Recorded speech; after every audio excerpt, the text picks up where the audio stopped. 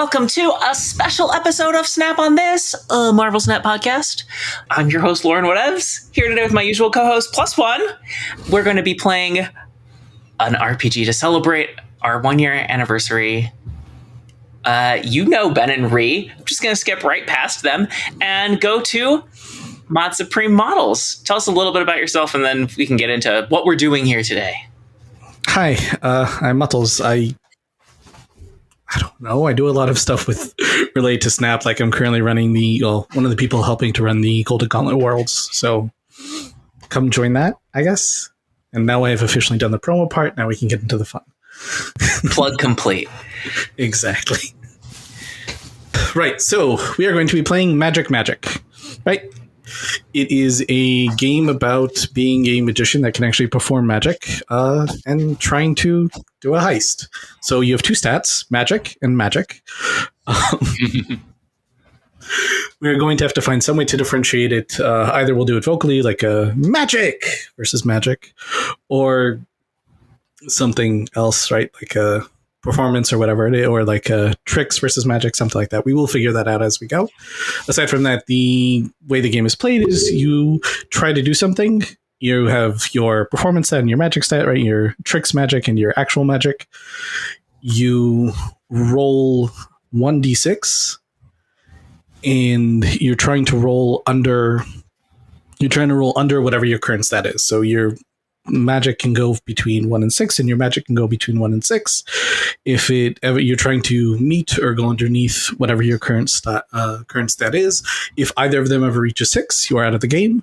This is a game that's designed for quick one shots. So we're going to start. You can shift between your stats at any point. So the points that you start with will shift between the performance magic and the actual magic. The way it shifts is something happens, you cause something totally terrible or totally awesome. We move, if you cause like a spell that just affects the world, that will move from regular magic to fancy magic and to like power magic. They designed this just to make this explanation difficult. Magic? Arcane and I don't know. Like here, I just want to like hold up like Stage magic. Stage, yeah. Okay, perfect. There we go. Stage versus arcane. That we will use that because I appreciate what they were trying to do, but actually do this and this was designed by podcasters, so this was just an extra long prank. I guess it's very funny. So stage magic and arcane magic. If you do something that causes property damage with a spell, that will shift from stage to arcane. If at any time you would like to increase your stats, what you can do is you can perform a flashback. And if you perform a flashback, you'll be able to move 1 point from arcane magic back to back to stage magic. All right. So we're going to start now by rolling up our characters. Okay, I do kind of have an idea for my character. So, like, already. So I don't mind going first, if that's where we want to start. So for School of Magic. All right, so I'm rolling my physical D6. I get a 3, which is evocation. Make stuff explode. Okay, I'm into that. How fun. Okay. Is the second magician type? Mm-hmm. All right. 1. Close. Close up explosions. Close to the explosions. Huzzah. Okay. Close up street magician. Ooh, and a costume. Okay, I want a trench coat or sequins. Either or. All right. 3. Dapper suit and tie. Okay, I'm into it, but I demand that it's like, like more in a Zatanna type way, please. Okay. Of course. And then I'm seeing this. This is all aligning for me. Okay, prop. Last one, 2. A big cat. Oh, okay. All right. Okay, I think, so my name, as I just said, as I announced just before we started, because it's the first thing I thought of before I thought of anything else about my character, is the delightful, the dazzling Deloxia Devane. But you can call her Lox if that's, a pair of syllables too many for you, darlings. And I want her to be a magic magician, apparently a close-up evocator, exploder things. It works out. Because I want her to be from the future. Like she teleports. She can explain herself, I suppose. But and this makes sense. Her big cat should be kind of like, genetically, this is like way in the future, it's just kind of like tech magic. So it's a good thing she has like all this like tech armor to protect her from all these explosions that are apparently happening quite close to her. Is the magic is it all future technology or? You are, like a 2K-er, is it you're way in the past. Is it one of those situations? For you, I don't know to your caveman brain what my, ordinary life looks like. I need not trouble myself with the exact nature of these feats I'm seeing. Okay. And character pronouns? She, her. All right.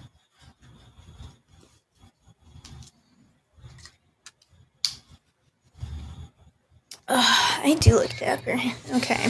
I'm impressed. I fully expect to take a minute or two to figure out what my character is after my roll. All right. My cat's name should be... Oh, I don't know. Let's see. Think on it and we'll come back to it. All right. No, I already did. What was it? Ribbons. Ribbons. Yeah. Doesn't start with a D. That's fine. And how big is Ribbons? Larger than the average cat. It says a big cat, so probably not like Clifford the Red Dog large, but I'm thinking more like panther size. But it's a good thing I look like a magician because you just assume it's trained, but really we're from the future. What? Is it a cat the size of a panther? Yeah. Like it's a house cat the size of a panther? Yes, exactly. Okay. What are those cats called? What's that cat called that's just way too big to be a house cat, but is a house cat? A Savannah cat, Maine Coon. Are the Maine Coons I think I'm thinking of Maine Coons, yeah. Yeah. This, seems bigger. Yeah. It's Fenestra, if anybody's listened to Morgan Crow or read Morgan Crow.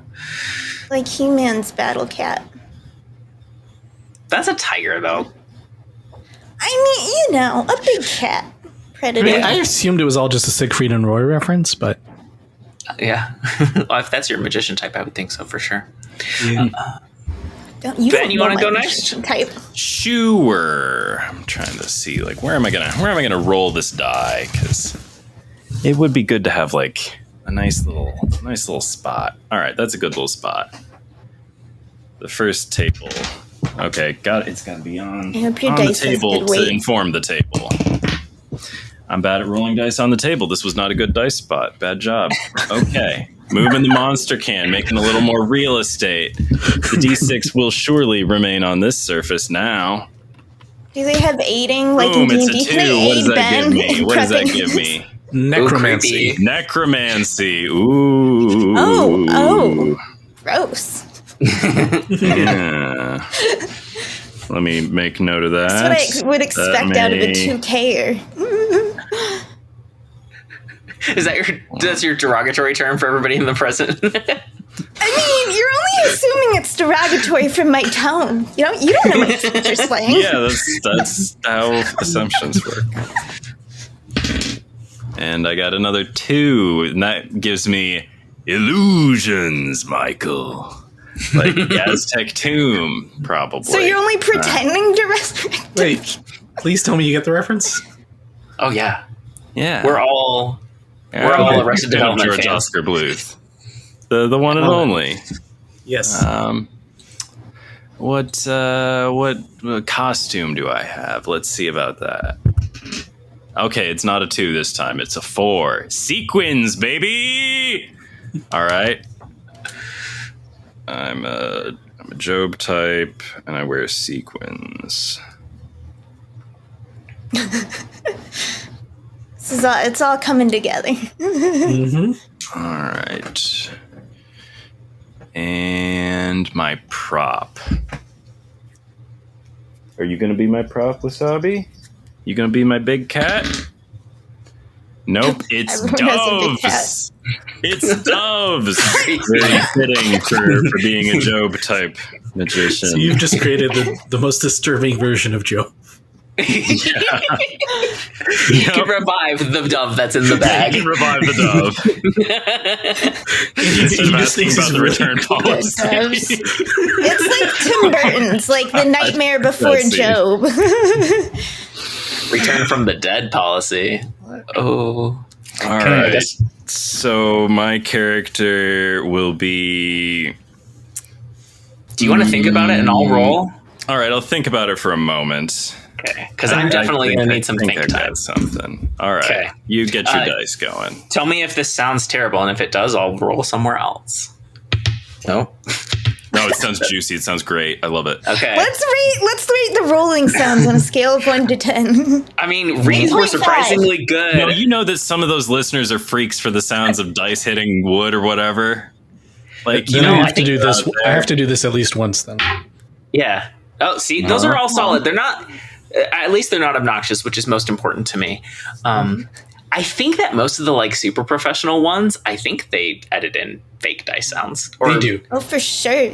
Or like recorded ahead of time in a better environment. Anyway, I rolled a 4. That's divination. Until the future. My magician type is going to be a 1. Also a close-up street magician. Do we want to reroll duplicates to keep it diverse? No, Or we're gonna. Okay. No. It's cool. I'm perfectly happy with that. It's not Highlander, Lauren. Oh, I got one again. What I should is it? lie. I should lie about what I got. My costume is clown. This is why I did not plan a character ahead of time. They would not have been a clown, I'll tell you that much. And You another could be one. Harley Quinn. Shaking these things in my my hand, I swear. Endless handkerchief is my prop. All right. Oh. It's a props. For the clowniness. All right. So, if the two of you have the same magic type, then I assume that you are in direct competition on the regular. At least once she arrives in this year, yeah. Yeah. So, what is the most, what is the moment that caused the two of you to really dislike each other?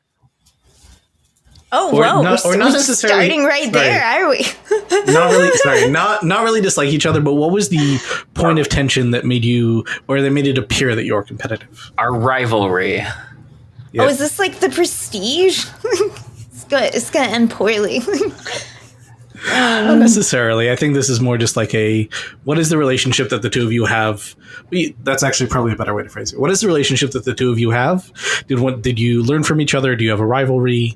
Like, why are you, like, you are both you guys both do close up street magic. I'm down with a little bit of rivalry, and I think I was here first, given that I'm not a time traveler, and I'm sitting here doing shit in my clown costume and my endless handkerchief, and she shows up with a beautiful outfit and a giant cat, and I felt very upstaged.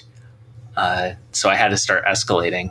You know. Also, probably we are on rival magician street gangs. And that's just built in. We don't need a reason beyond that to hate. Just this is just going to turn into West Side Story now. Yeah, right? Just That's how it is in walk. close-up street magician gangs. That's just the Lauren, life. you had divination We like magic, to is that correct? Dance and tap.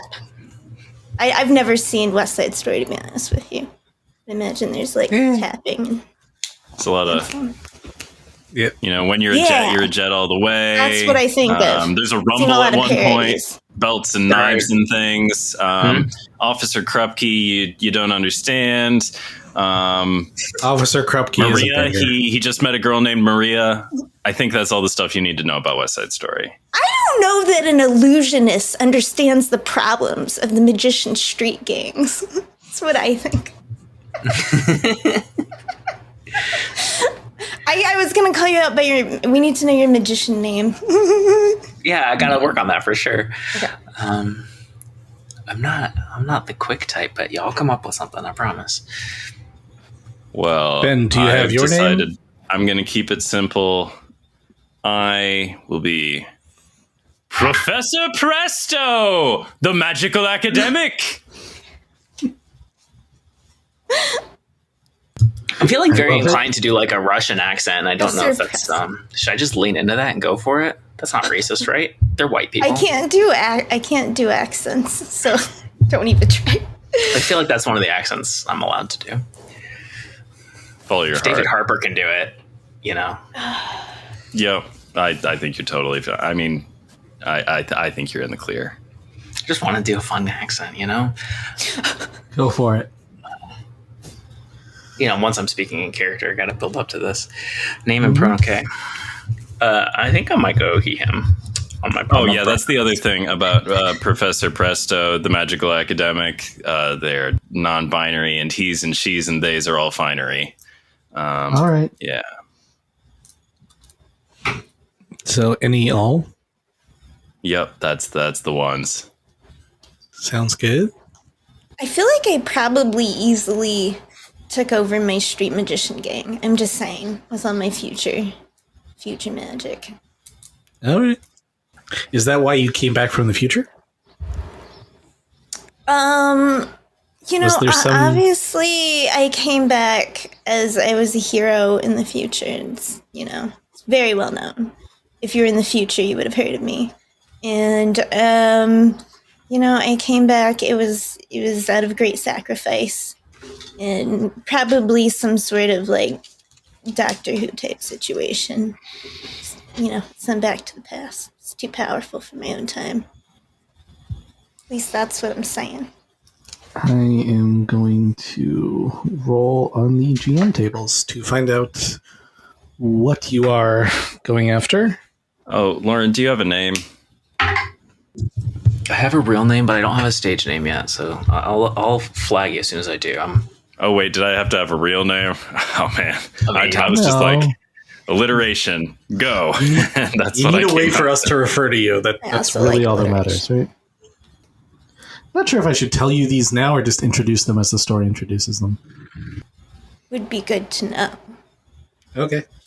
The target is the magic marker, which I feel like is a reference I do not know, so I'm just going to treat it as a regular magic marker. The mark is a lich, and the location is the magic castle.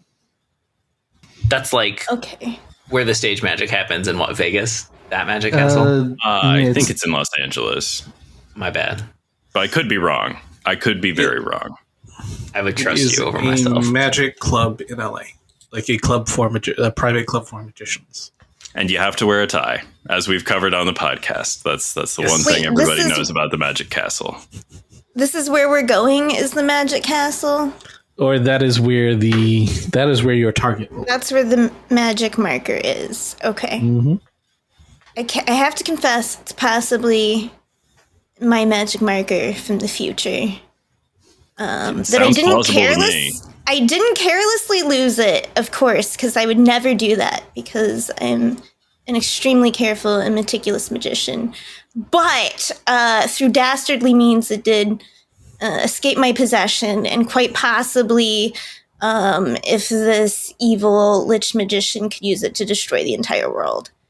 And that is why I am recruiting the best of the best after myself to recover this magic marker that I, of course, never carelessly lost, but was stolen from my possession. I'm prepared to tell you about my character. Go ahead. Okay. The real name, I don't know if this matters. The real name is Sergei Mikhailov, and he, him. Stage name is going to be Bonk Bonk the Oracle. It's a powerful name. I'm a clown that does divination magic. This is challenging. Bonk Bonk the Oracle. Hey, can I ask what the prop is? I see we get a die roll bonus if we're using our School of Magic or performance type. Yes. Is the prop just a story gadget? More or less. I mean, the prop is something that you're eventually going to find an excuse to use to totally break the game. That is Love it. That is usually what it's used for, like the way that in the original, like this is a hack of Honey Heist, and in Honey Heist it's bears, and then the props table is the hats table. So it's just the kind of hat the bears wear, and then people get up to all sorts of shenanigans justifying it with the hat. Love it. Oh yeah, did I roll a prop? What did I? Did I? You had That's doves. I've got doves. I'm doves all day. All caps, exclamation point. Doves. So Bonk Bonk the Oracle, are you also in a gang, in a street magician gang? You know what? I don't think he is, but Deloxia thinks he is. She's convinced. So I guess I'm in a gang of one. I've just totally confused you with some other person from my past, and you're just not even the same person. Is what's happened. That Works out the same. Sounds about right. All right. And Professor Presto. Oh, is Professor Presto in a gang? I don't think so. I think that Professor Presto thinks that these street magicians, they they don't come from academia like Professor Presto does. Like Professor Presto went to, all the finest magical academies and is generally dismissive of these, I don't know. They're rough. They're doing card tricks at each other in back alleys and stuff. And it's just, it's beneath him. He's doing Professor Presto. She's got like the big effects, like the doves, necromancy, like these are things that real magicians are about, like if you'd gone to school, you would understand that, like, telling a fortune, what's that? So like, I don't know. I think that Professor Presto, they're wholly unaffiliated, but they do see these street magician gangs as being like, maybe they're an underserved market, and maybe Professor Presto needs to sell them some DVD magic courses, some of the very successful series of books that Professor Presto has, because like there's a whole brand behind Professor Presto. Like Professor Presto is, it could be on your child's underwear, but also I don't know. I'm like, Professor Presto is a superhero and a cultural icon, and also I got you. I had Spider-Man underwear as a kid. Like, yes, that's a thing. Okay, but you're saying if I sign up 5 more people to Professor Presto, then I can increase my downline. Scheme involved. I see. Okay. If you really want to get your sorcery right, like I think you need to like look at antioxidants and probably some ancient grains. I think that like the ancient spells, you got to eat the ancient grains. So like I got a line of products, and I would like you to, just let them into your heart. All right. I swear you had references when I recruited you for this all-important world-saving question for all mission. of you. How aware is your character of the actual like arcane magic that they're capable of doing? Does it happen by accident? Is it something that you're like actually aware of? For me, extremely aware. Because I'm from the future. I think Bonk Bonk is also aware, but is very hush-hush about it, and maybe even does bad divination on purpose to throw people off. Should the necromancy be accidental? I feel like it's less creepy if you're doing it accidentally, and it's a little creepier if you're like playing God and choosing who lives and dies and stays dead and stuff. I don't know. It's kind of funny if you just keep using the same dove over and over again. And It doesn't always go right. Professor Presto thinks the doves are the magic ones. Professor Presto is unaware of any innate necromancy that Professor Presto has. Yeah. Your line of magic doves passed down through generations. I mean, like, it was you all along. It is you. It's really good. It was inside you all along. Okay. I wonder if they have names, the doves. How many doves do I have? It didn't specify. You should give them lots of names. I think she's got 3 doves, and I'm going to come up with names.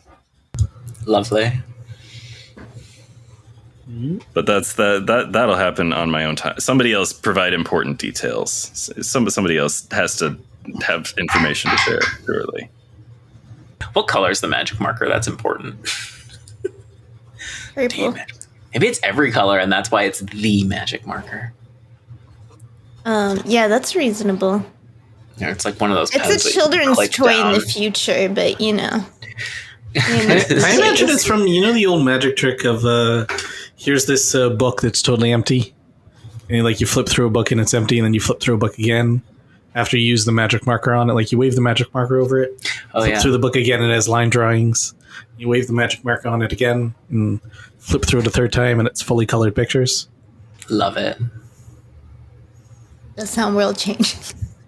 It seems like something worth stealing. Yes. It turns out that this magic marker actually can draw anywhere and like create things out of drawing. But it was this is Harold and the Purple Crayon shit. Yeah.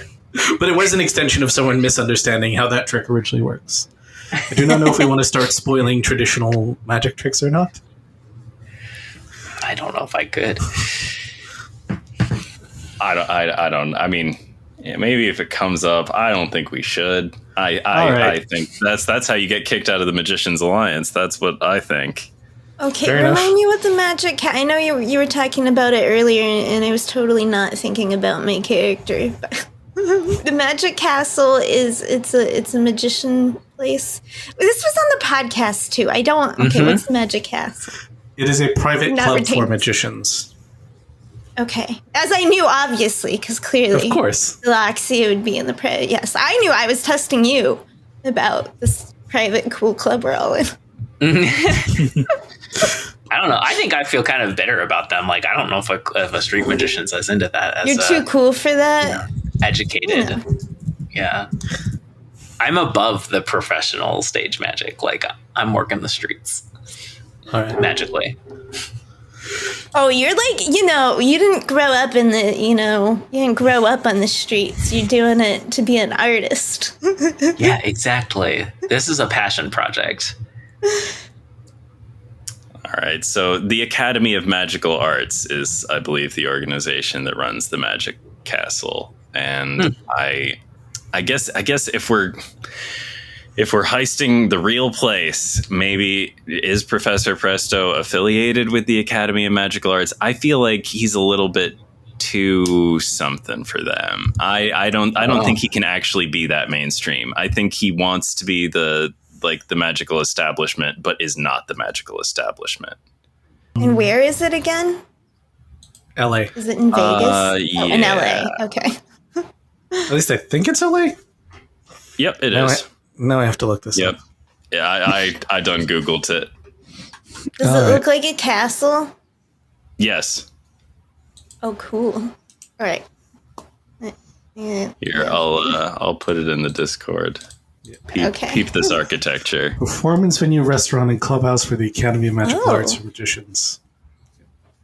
All right, I see. I bet it's bigger on the inside. I bet it is too. Okay. How do they do it? It's called a basement. Yep.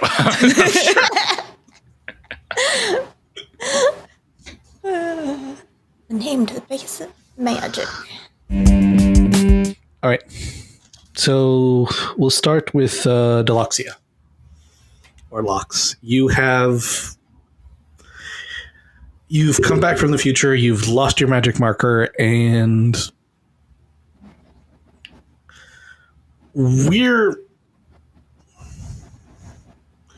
where would you be hanging out? It's like an average evening. Where would Deloxia be hanging out between gigs, let's say, at the end of a long day? I mean, probably on the Vegas streets, I assume, right? It feels appropriate. Right. So it's dusk, which, a bunch of tourists are flowing around. What's a little trick? What kind of trick are you doing? Are you doing some sort of like a 3-card Monty style trick? You're doing something a little bit more like a card magic or coin magic? What sort of close-up magic are you messing around with? Exploding things, probably. For my own amusement, because the street stuff isn't for money. That's, it's just how I grew up. So I'm like, I'm pickpocketing. It's like when you're in a video game, and I don't do this because I only play good people in video games. But like, some people go and they put like, they reverse pickpocket like bombs or whatever into NPCs. And that's what I'm doing. But like, in a smaller Pop Rocks kind of style way. Nobody's getting permanently damaged here. I just need everyone to know who rules these streets. All right. I'm just saying. So, all right. So then you're gonna roll a d6. Actually, roll 2d6 arcane magic. Let's see how well you manage to. Keeping in mind, by the way, that both of your stats start with 3 points. Okay, I rolled a 1 and a 6. All right. What? That means that you're... All right, so you are sneaking around. You're slipping a card here, a coin there, grabbing out the end of a kerchief out of someone's pocket, and it's all little, like, pops, and all of a sudden people just feeling weird things as you walk by. And just as you walk down the street, we see just a deluge of people sort of... It's a weird version of, how, like, when the Flash rushes by, everyone just gets a gust of wind? Mm-hmm. So... Yeah. With you, it's just everybody is just getting, with Deluxe, everyone is just getting just like a little burst in their pockets. Everyone just keeps grabbing their pants or their shirt pockets or their coats. But it's also, I want it to be showy. So it's like, in my mind, it's like, like the musicals, and it's like little sparklers are going off as I'm like sauntering down, like musical style. I'm just creating it for myself. Soul Bossa Nova playing like Austin Powers? Like what? I've never seen Austin Powers, to be honest with you. I recommend it. It's a fun flick. I don't know. Like, I don't know if I watched it today or if you had to watch it at the time. Some things are no, I've seen it recently. I think it's... I watched it like last month. Got a certain timeless quality. It's still relevant. People are still acting inappropriately because they, grew up in a different cultural moment. It's evergreen in that regard. Yeah. Okay. It is also one of the best at the gag that Archer always does, which is the way that they feed one scene into another. The handoff. Handoff thing. Uh-huh. They take that joke to the extreme in that one. Okay. Yeah. Anyway. Speaking of handoffs, as you reach the end of this street and the big final finale of fireworks goes up behind you as some poor sucker's wallet just vanishes in a puff of glitter. A note is handed to you. Just one of your fellow... What is the name of your gang? The Big Cats, obviously. A fellow Big Cat slips you a note. Thank you, Panther S. Anytime, boss. Anytime. My second in command, my most trusted. Okay. And the note says, the marker's in the castle. Oh. So Wait. you now have your target, and you're going to start. Sorry, go ahead. Where did we learn this intel from? What I'm asking Pantheress. You know how it is, boss. It comes from somewhere. It comes from somewhere else. It never really matters. The point is, we know. The magician grapevine. I see. Understandable. Yeah. Carry on. Yeah. But boss, you're gonna need a good crew for this one. I don't know if anyone in the gang can do it. Okay. First of all, we have to get this Russian guy. Now, the reason why is because back in the old Magician Street Wars of 98, we ended up turning from enemies to friends. It's a long, touching story. And then we fought side by side for so long. So whenever I call for a maneuver, this guy's instantly going to know what I'm talking about, and we will be like the tightest unit. So definitely we're getting my good friend Bonkster. And then I don't even remember Bonk's name. Okay. My frenemy, and I'm pretty sure that they like me and don't hate me. I'm sure the recommendation would be terrible. But it's me, Deluxius, so they must love me. And therefore, I must believe that this is probably the greatest magician we could possibly recruit. Name's Professor Presto. Comes highly recommended by my friend who definitely loves me and doesn't hate me.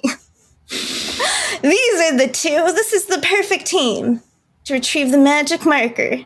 That, I want to, Pantheress, I know it was you that carelessly left it out. But, I've forgiven you. We've moved on from this. I'm sorry, Miss. Yes, these are the two. Make preparations straight away. All right.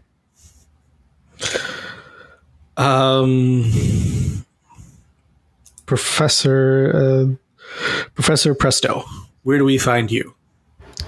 I am doing a magic show at a retirement community, and it's going pretty well. If I really feel like I'm doing a good job, I'm going to stick around after the event and try to sell some of my signature magical dentures. And what don't they do? If you're imagining what magic trick they're good for, you're right. Yup, it's that one. They do whatever you think they do, and they're magical as hell. And you can probably talk with them. Probably enunciate. Get your consonants kicking, and yeah. So hopefully if they're wowed by my I don't think I'm doing the Aztec tomb today, but just standard dove shit. Fucking killing them, bringing them back, killing them, bringing them back. These magical doves. I'll never reveal that that's the secret, but I do have my magic doves, and you know what? If I start to lose the crowd, I'll fucking kill one. That's the thing. Like, that's my safety net, Whoa. Sure. I'm trying to I'll saw an old timer in half or whatever, but if I think they saw me doing if they're losing interest, doves, dead, back alive, dead, back alive. It's a classic because it works. All right. Are they loving it? How often am I doing the dead dove thing? Roll performance magic.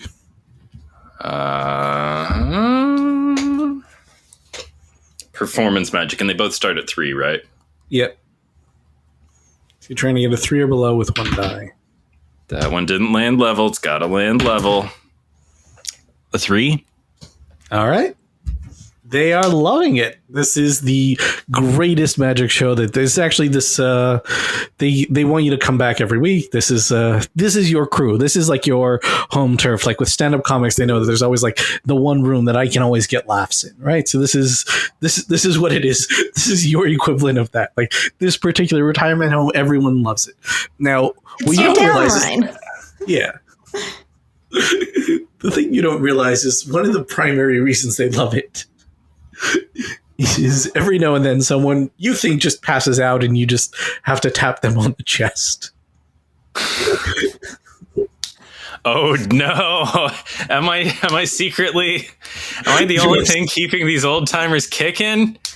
I thought Doris was keeping me, like, I thought she was happy to see me because, like, oh no. Is it because I'm the only keeping her husband Hank on this mortal coil? God damn. This is bigger and heavier than I knew. Well, I don't know. That's the fact. Yeah, that is the Just loving the magic. Yeah. So what is your closer? Well, first I have to remember to put Esther back together. She's currently in 2 boxes, supposedly. So with all the strangeness and all the rearrangements and all the doves that have been in the cages, now with the powers that flow through me through time from the future to the past to that which never was and never will be, make Esther once more normal old ass lady. I'm sorry, I ran out of juice, but you know what? I assume it. She's back here in one piece. They love it. They just love seeing their friends. They're all afraid they might die at any fucking second. The simulated half death of sawing someone in half, like, this really speaks to them. It hits home for these people. They can put themselves old magic. We understand it. Okay, but the big closer, it's the doves again. It's always the doves. But this time it's all 3 doves. I will kill and revive all 3 doves. This is so dark. I've only done 1 or 2 so far in the show. But that's right. William, Dorothy, and Geraldine, my 3 doves. All of them are in a cage.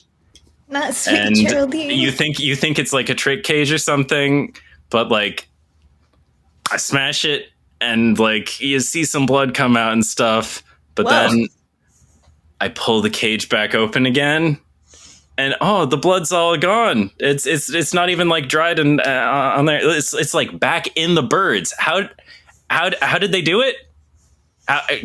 Only Professor Presto knows, baby, and Professor Presto maybe doesn't know, baby. And the crowd is loving it. The crowd is going, well, as wild as a bunch of old people. As rowdy as a bunch of old people are going to get in public. And as you are packing up and getting ready to leave, you are approached by Lox.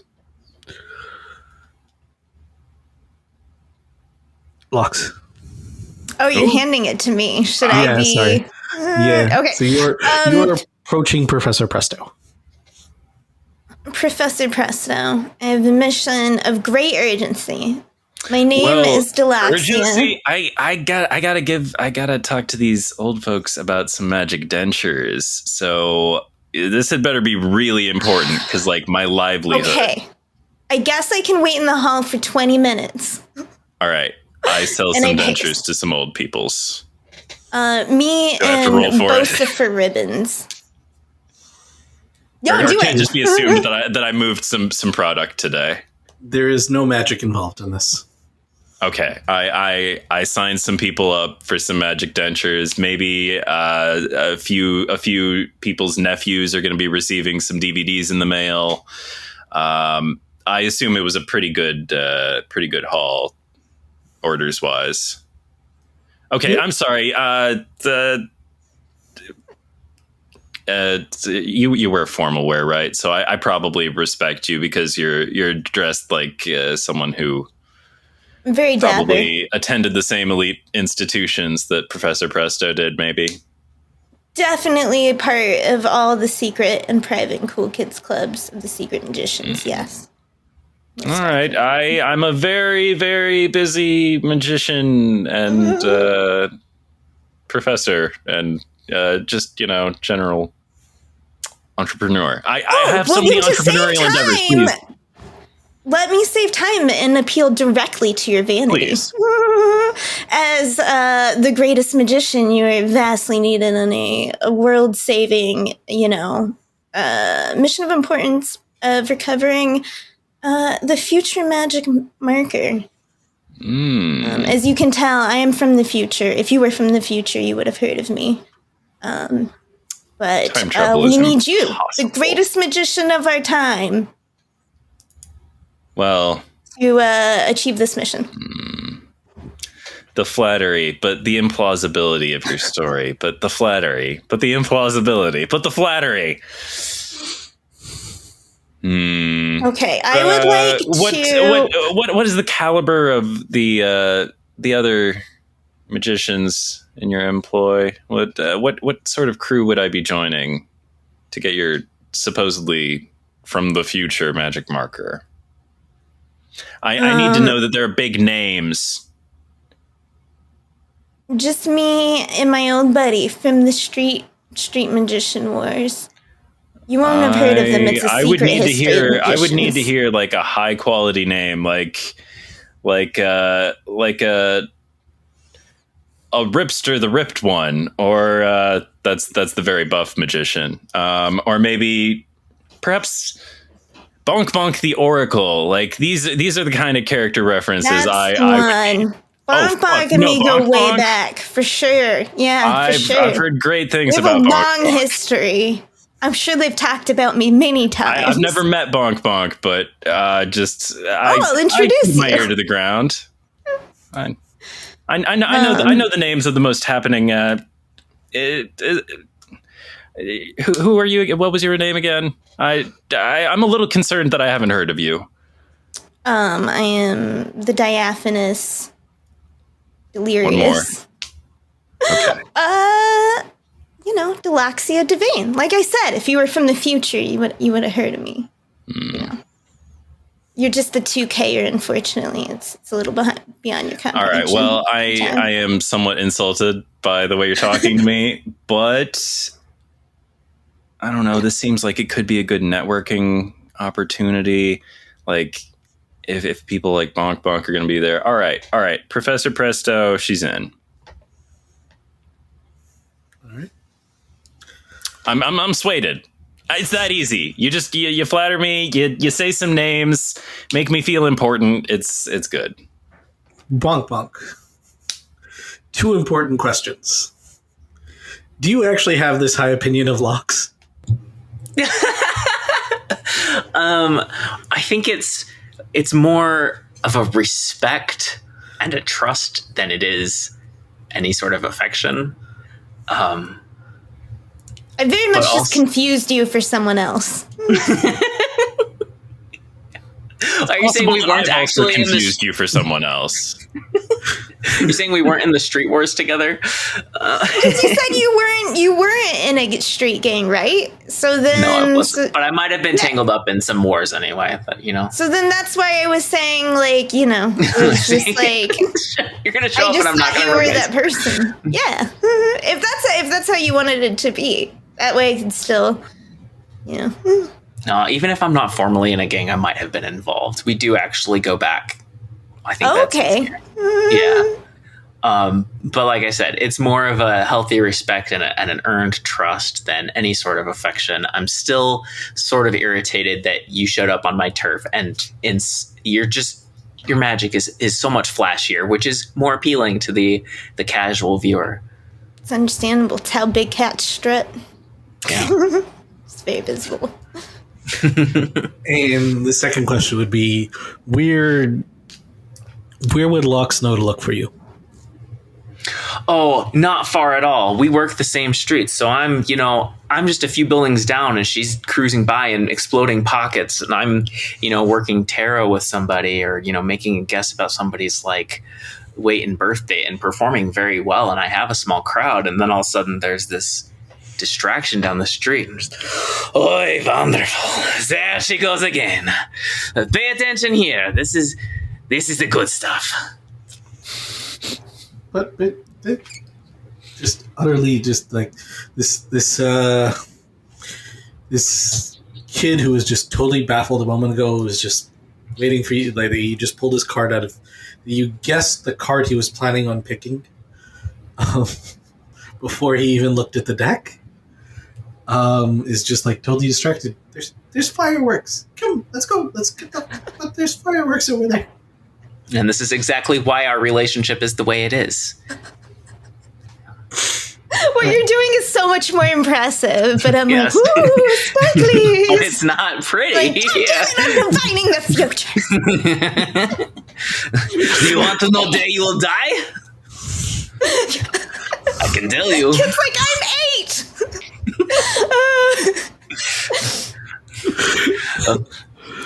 8. Go ahead. So Apologies, I'm sorry. I get carried away sometimes. You can go watch fireworks. It's fine. okay. The kid is already gone. No, I'm talking to myself. As the fireworks make their way to you, Locks, do we see Ribbons first, or does Ribbons Yes. show up later? Okay, for ease of even fewer syllables of nickname, my cat's full name is Bocifer Ribbons. So you can call him Bo for short. Just to even short. Yes, Bocifer's always with me. It's, a future girl and her cat shall not be separated. All right. Sorry, so wait, are we coming to recruit? You are coming to recruit Bonk Bonk. Okay. Of course I sweep in. And I am, take a look at a piece of dust on the table, and I'm like, Bonk, Is Professor darling. Presto in attendance in this scene? You tell me. I think so, but Professor Presto is trying to conceal surprise because Professor Presto did indeed think that Bonk Bonk the Oracle was like a somewhat different clown magician, like sort of more like a goth vibe, but Professor Presto is not in the business of looking like the person who doesn't know what's going on, so trying to be unflappable here. Ah, yes, Bonk Bonk the Oracle. Just who I knew we needed. Yes. I knew we would find Who you is here. this? Who are you? Who am I? Perhaps you have heard of Professor Presto, the magical academic, the teacher of the learned, the keeper of secrets, the bestower of bestowedment. Is not ringing any bells. Well, I know. We go way back. I have no idea. Well, perhaps you've met my doves, and they shoot out. Except I didn't realize all three of them were in one sleeve, and the other sleeve had none. And so I'm gonna have you roll for. pan out. I'm gonna have you roll for magic here. So for stage magic. Stage magic, and they're both still at 3. That was a 6, so I believe that's a failure of some kind. How does this go wrong? Okay, so 3 of them shoot out of the one sleeve, and the last one out shits on my hand. God. And as you are trying to shake it off, another one just hits Bonk, just knocks over Bonk Bonk's divination cards. Just knocks over the whole tarot deck. This is very impressive, yes. Lux, why you bring this person over to my table? Okay, I guess I had been outside previous to this, so I peek around the corner like, did you convince him to join yet? Okay, no? All right. Hop in. So, Bonk, I know you're mad about me. You're mad at me about that one time, and also that other time. But, okay, you remember the magic marker? You know, we got really drunk that one time and had a lot of fun with it. Well, it's gone now, and, Our old enemy Lich has it, and you know what this means. You know. not the so Lich. I know you're frustrated with me, and I know you're doing so well here, as I can see. But I really need you. And you know, I can hook you up with like a better stage than this. You know, just you gotta. You understand the world stakes here, Bump. The world needs you. The magic marker is very important, yes. And also, though I hate to admit it, I do owe you one. Yes. You remember. I have saved your lives. I remember all the times that I've saved your life. Just then, one. You know, there's The fun time. the many times that I've saved your life, yes. I don't know what she's talking about. Just the once. I remember them well. Okay. And this argument continues going as we fade out, with the poor professor chasing their pigeons all around until she finally manages to Doves. Doves, Michael. Doves. Yeah, you and your pigeons over there. The disrespect. It's palpable. So, let us plan our dear heist. You all know that there is a dress code. There is a... Let's see what your obstacles are. All right. The actual entrance to the Magic Castle, as you all know, is not through the front door with the bouncer. It is through the trap door. So you will have to determine where the trap door is tonight, or which trap door actually leads in to the back room. You will need to... Mm-hmm. And obviously you will have to dodge the saw traps as you go. Oh, there's saw traps. Okay. Of course there are. Is the trapdoor, do we know, is there like a distance that it can be from the Magic Castle or anywhere in the city? What is funnier? I think it is anywhere in this. I think it's Even though anywhere in the city. In Los Angeles. Yes. The correct entrance. It's a very long tunnel. I'm just kidding. It's the Vegas. Maybe there's trapdoors all over the place, you know? For You like just have to the figure coolest out- magicians believe it. to step into. So we just need to get into the Vegas one. Yep. Do you think we need to find a real magician who's in the Academy of whatever the hell it was, the Academy of Magical Arts? Do you think they would know? Do Assume you think we somebody's can gonna get do it out that. of them or trick But it out of them?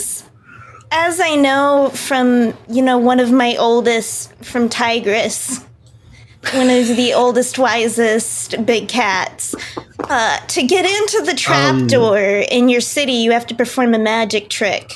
A certain one that opens the trapdoor that you then fall through after performing it. So we will have to find out which magic trick. Sorry, go ahead.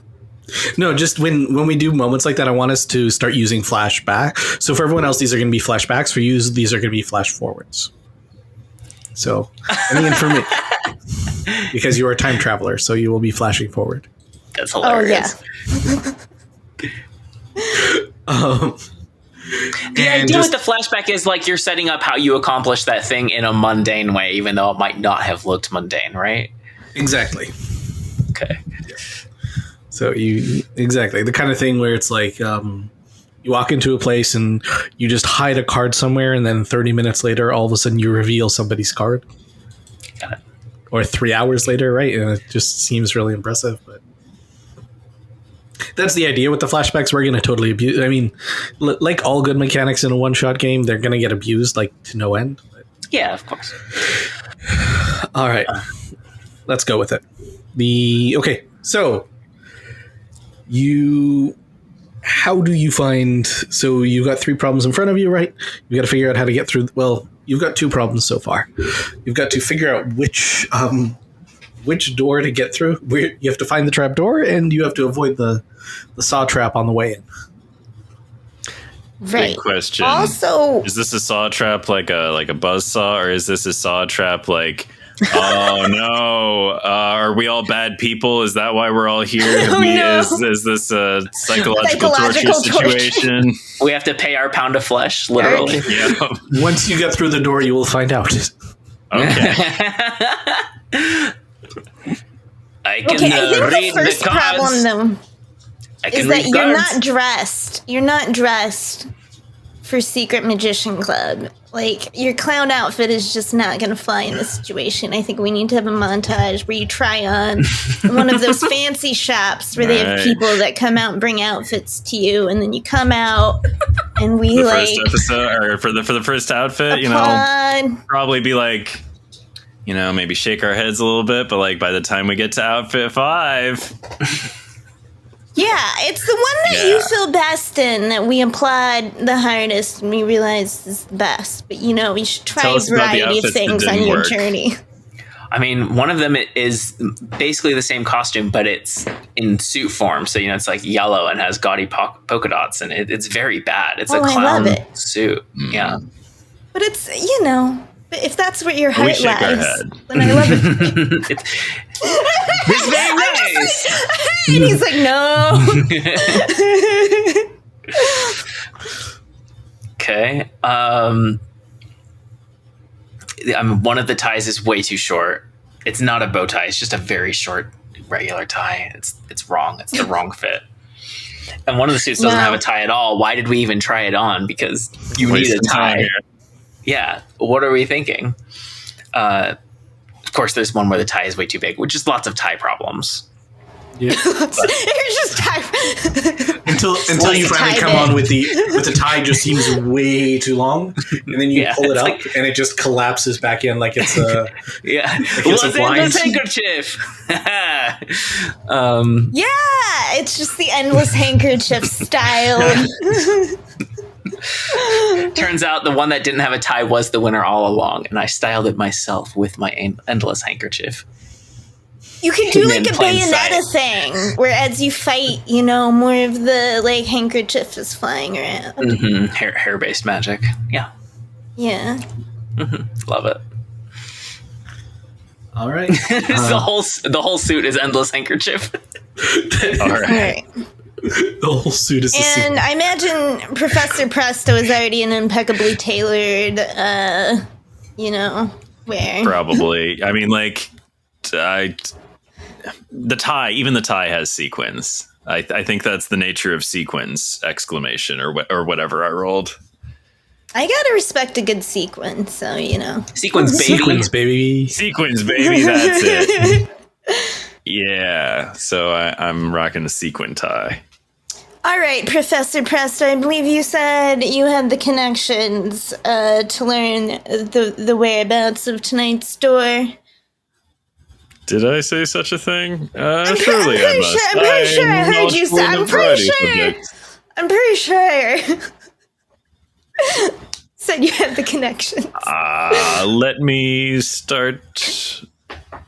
I start going through my phone. And this is where we would get a flashback to... this guy fucking hates me. This guy fucking hates me. This guy fucking hates me. Oh, no. And this is where we get back a flashback to, the one student who doesn't hate you. It was young Timothy the Gullible. I wonder where he is now. I told him that was a stupid name for a magician, but the kid had his heart set on it. I wonder how Tim's doing. Let's give him a ring. T-Money. It's Prof. T. Oh. So I hear you're in good with this is how I start conversations. I immediately ask, are you a member of the Academy of Magical Arts? Are you in good with them these days? Yes. What can I do for you? Knew it. I always knew you had a bright future, Tim. And now I obviously I have all they're always asking me to join, obviously, but I never have. But the thing is, there's there's a sweet show going on tonight at the Magic Castle, and I'm trying to get on the. You could, actually, you know what? I've already been I'm a secret guest of one of the other magicians, but they fucking forgot to tell me how to get in. And you know about the trapdoors, right? We all know about the trapdoors, right? I mean, like, I'm practically a member there. I didn't sleep through your whole class. I was actually paying attention for one of these. Yeah, I knew you were so sweet and attentive, Tim. Oh my God, those dweebs in the back of the class though was throwing shit at me. It's taken me a little too far back. I'm getting too deep into it, but this is really like more of a business than a personal. I mean, just tell me where's the trapdoor, Tim? Come on, for your favorite prof. All right. I know this is not actually magic, but try. Yeah, screw it. Is personal manipulation? Is that like a no? It's a flashback. You're gonna get it. Yeah, it's just a. Oh, okay. All right. You know the door at the corner of 8th and 8th? Yes. It's not that one. Good. I fucking hate that door. I know, right? That alligator swamp is just stupid. I don't know why anyway. So you know the one on 10th and 11th? Absolutely. Yeah. So you get in, you use that the golden key from 8th and 8th. You have to get into 8th and 8th, use the golden key. Yeah, not that one either. It's the old door. Ah, the old door. Yeah, the old door is best. Yep. All right, we keep I gotta the go. old doors. I think that's what they say in House Greyjoy. And then you hear just a loud round of applause. Now coming back to the stage. And Tim hangs up. I always knew that kid would do great things. All right, I don't remember which of those Game of Thrones it is. They all have those little slogans. Is that the House Greyjoy one that we keep the old ways? Or is it they do not so? I don't know. I read the books. I never saw the show. It's a long time ago. The information's been falling apart in my brain, getting remembered and forgotten and remembered and forgotten. Mm-hmm. All right. This is what I get for trying to make references. Mm-hmm. You have to know the references. That's really the challenge. It's a struggle. Yeah. So move 1 point from magic to magic. This is now arcane magic that I'm moving it to. Yeah, from arcane. From arcane. So now I'm shit at arcane magic, and I'm hot shit at stage magic. All right. Yeah. Flashbacks make you more mundane. Mm-hmm. If we know how the trick is done, we're not as impressed by it. Gotta figure out how to beat these saws. Is there like a magician armorer that exists? You could blow them up. Okay, but think about it. I'm the leader of the magician gang. So surely I know, like, movie style, some, like, cool supplier of weaponry who's, like, a very cool character that everyone likes and is only in it just long enough to be cool and not ruin it, so they remain cool forever. That kind of armorer. All right. But, like, magicians. There is armor that you're aware of. Unfortunately, the armor is obviously not effective against the saws? What's the point? Yeah. I mean, it is magic armor. It would work against, mundane things, but this is the magic castle. Oh, okay. Can we become invincible? I think I'll be fine with my magic future armor. I'm just saying, I explode shit right in front of me all the time. I'm just worried about the two of you, that's all. Just trying to help you out. Yeah, How do not you feel sure. about dodging saws? I don't want to be the one who tests if the invincibility is working. Yeah. Let's go. Let's walk through the door and see what happens. Okay. All right. The old door. You know where this is? Yeah, the old door. Yeah, of course I do. I did not know if you were just acting or, look cool in front of student, in front of team. Sounds like cool guy. Roaring audience. You have roaring audience? I don't think so. Bonk, bonk. You see much. I am Oracle. Yep. All right. But yeah, I do know where the old door is for sure. So the old door, Glad to hear. the old door, as you all know, is actually just the back door to the castle. Nice. It used to be the front door, and this is why it's called the old door. But then eventually they had to rotate the castle because of earthquakes, so it is now the back door. So that's why it's called the old door. All right. None of So this we is need true. to get to I just- LA. I'm going to pretend it is. Yeah, you rotate building. It's like crop rotation. If you keep the building facing the same direction for too many seasons in a row, of course you're going to get earthquake damage. Everybody knows this. Exactly. It's well known. Just taking a flight to LA then? We're going to get there. Can we ride? Can't we teleport? Bo?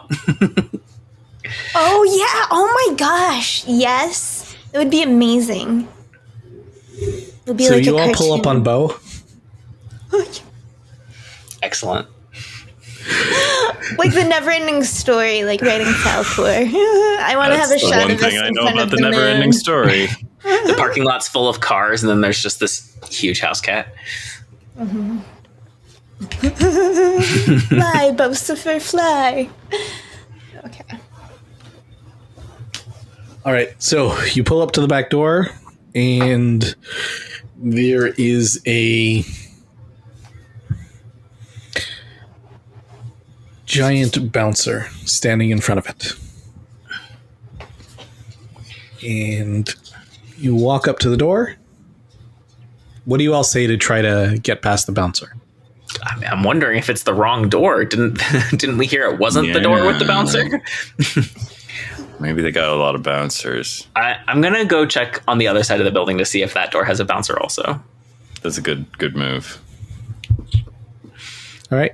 Possible I was wrong about the old door. Maybe I was a little confused.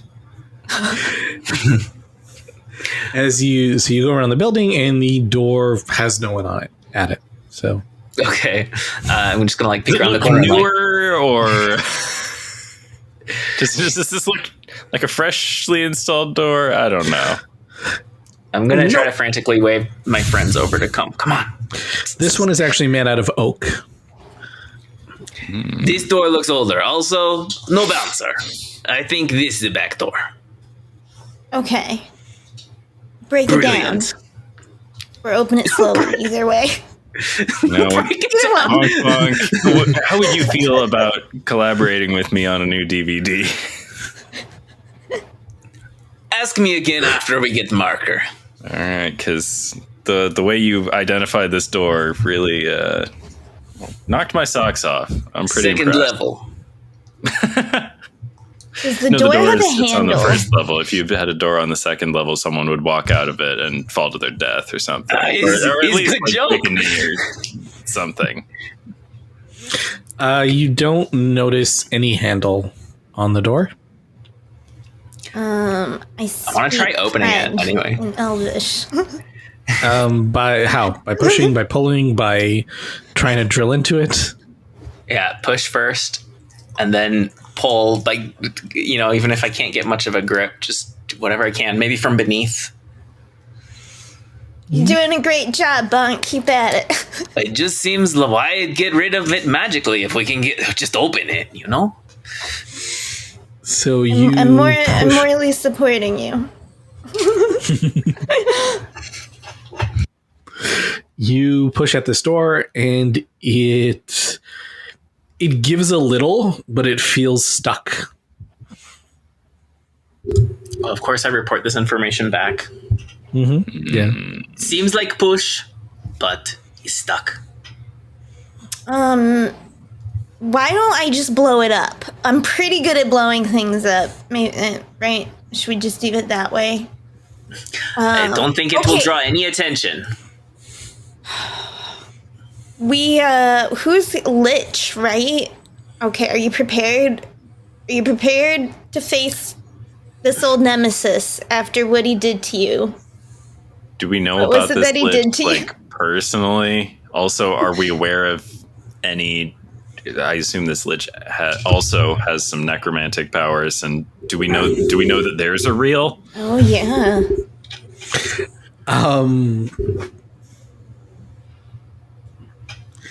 Who would the Lich be a rival with? Who's like actually like who would have been around the academy the longest? So I guess that would be the professor, right? I mean, certainly academy adjacent. I'm sort of having cultivated an alternative to the academy. Like, I don't think I'm like a super expert, but I keep an eye on them, the goings on. So it could also be, if it's a real Lich, it could be that Lox knows the Lich from the future. Oh, yeah. If they're that means we don't at least temporarily. I say we freeze them in ice. Okay, so I'm already thinking of thinking, how do we dispose of them?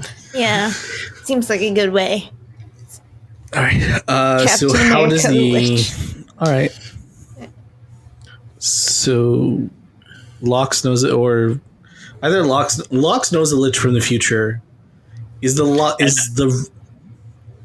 Does Professor Presto know the Lich is just like an ordinary magician type person? Like, as far as the Lich is posing as a magician, right? Not so much an undead sorcerer person. Oh, really? I assume they were also like an undead sorcerer person. I mean, they might actually be. But yeah, I think what it is, and tell me if this is this is with you, Professor. But the Lich actually is afraid of the Professor because the Lich does not want to be outed, and so the Lich found a way to discredit the Professor. This all makes perfect sense, and that is why the Professor is that is why the Professor is like, that's really the reason why the Professor is here. It has nothing to do with Bonk Bonk. Okay. That is why the Professor just latched on to the second name. Like, oh yes, we're doing this. All right. I love this plan from the start. It's a great plan, and it won't fail. We need to do this. This is very important work that we're going to do here. This magic marker. How dare the? Oh my gosh, we got to get this magic marker back for you, Lox. What is the Lich's name in this time?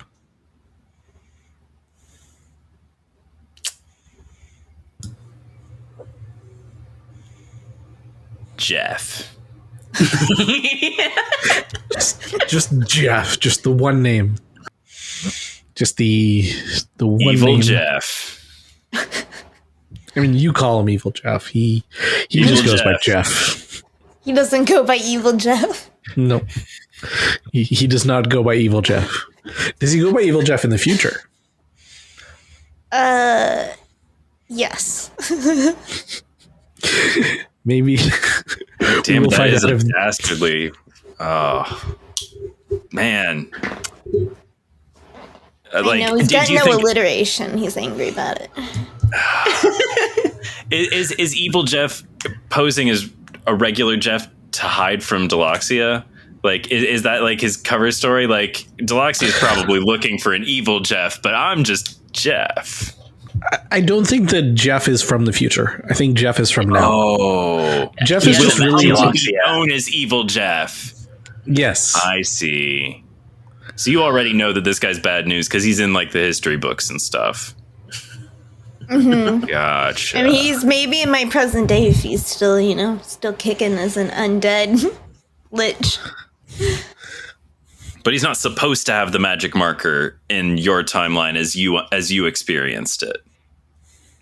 Correct. Okay, so it may be as we're on the precipice of about to go in here and risk all of our lives against because just one second. What? Is Bonk Bonk aware that he's risking his life? By facing a lich and buzzsaws? Well, does he realize that this is an actual lich? Oh, no. I mean, only if they tell me. This is a run-of-the-mill magic heist for you. Yeah. That's what I'm saying right now. I'm like, you need to know the stakes. Because at heart, I would never let Bonk risk their lives unknowingly. It's just, unconsensually life risking. Yeah. As a rule, Bonk avoids telling the future about himself. That there's just all kinds of weird effects that can happen if you do that. So you have to tell the future on. Yeah. So he'd have to read Deloxia or Professor Presto to have an idea of how things are going to turn out. Fascinating. What? Okay. Well, having heard Deloxia's warning or whatever, I'm still in, baby. Sequins, baby. No one wearing sequins backs down. That's just not the thing. I'm not dressed for cowardice. I'm dressed for bravery. There's a second part of this in that I was not actually a great hero from the future. I actually just stole a time machine. My plan was to go to the 20Ks. I'm from the 30Ks. The 20Ks where life was really cool and people were bull enough, and with my knowledge of history, I could have made a lot of money and lived well. And I accidentally screwed up and I got the 2Ks. You have nothing worth stealing here. My life's been miserable ever since me and Bosifer showed up here.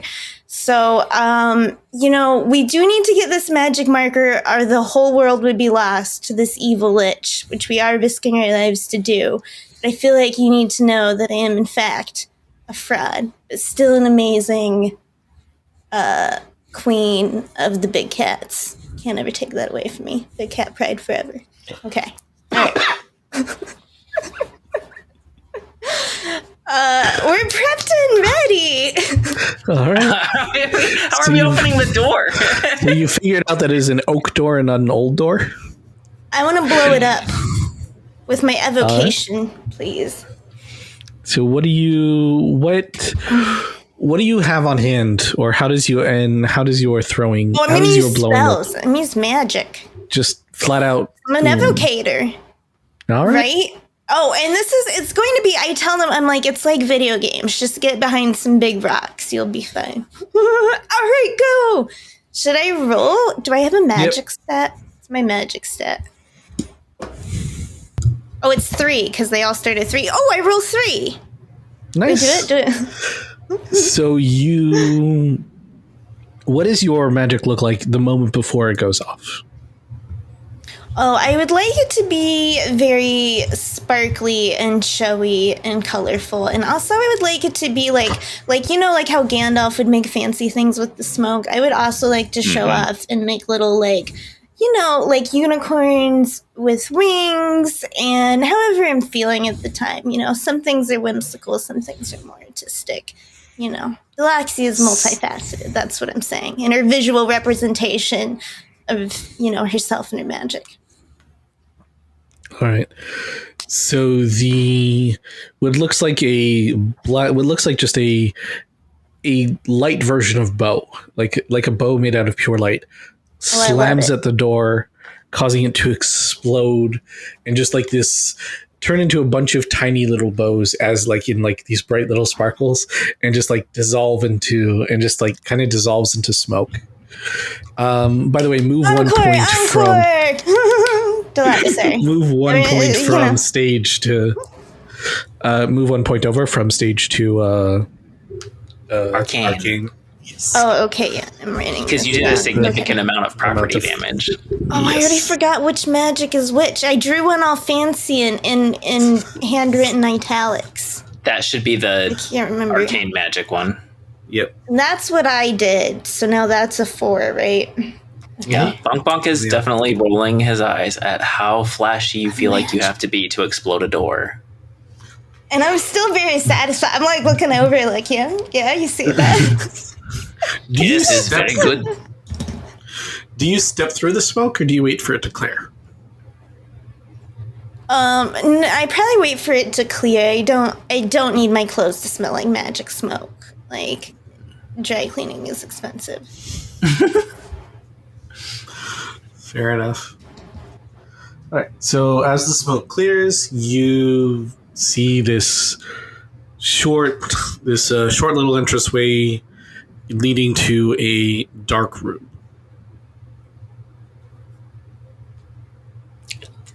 Let's head in. Yeah, let's do it. Yeah. It's the marching order. It's a bit dark in here. Does anybody... I don't suppose any of us is able to shoot, like, some illuminating flame out of their sleeve. Oh, wait, I can! And I shoot some flame out of my sleeve. And let's see if it's lighter fluid or not. All right, Can go ahead. Can I do a roll for that? Is That that... is That's going my to be mundane stage magic. Yeah. It's a 3. What are your current stats? 4 currently on mundane All right. magic, I believe. I think I'm shitty at arcane magic right now. So what were you trying to do? You were trying to I was just trying to like get some light in here so we can see like which way we're supposed to walk. I mean, like some people might have gone for a more permanent light source, but Professor Presto knows the tricks that Professor Presto knows. So just like these flash of fireballs. Yeah, I assume that like illusions, Michael, means that whenever possible, my magic involves producing something out of my sleeve. Absolutely. So that is these nice big flashy fireballs. Just what color are they? Are they the traditional orange, or are they going to be? You know what? Purple. Purple's a pretty good magic color. Is that Professor Presto's signature color? That's just what she does? Yeah, I think so. I think Professor Presto's deep into purple. All right. You need to have music playing too, like Job does, like the same song. It's your signature Like magic the final song. countdown.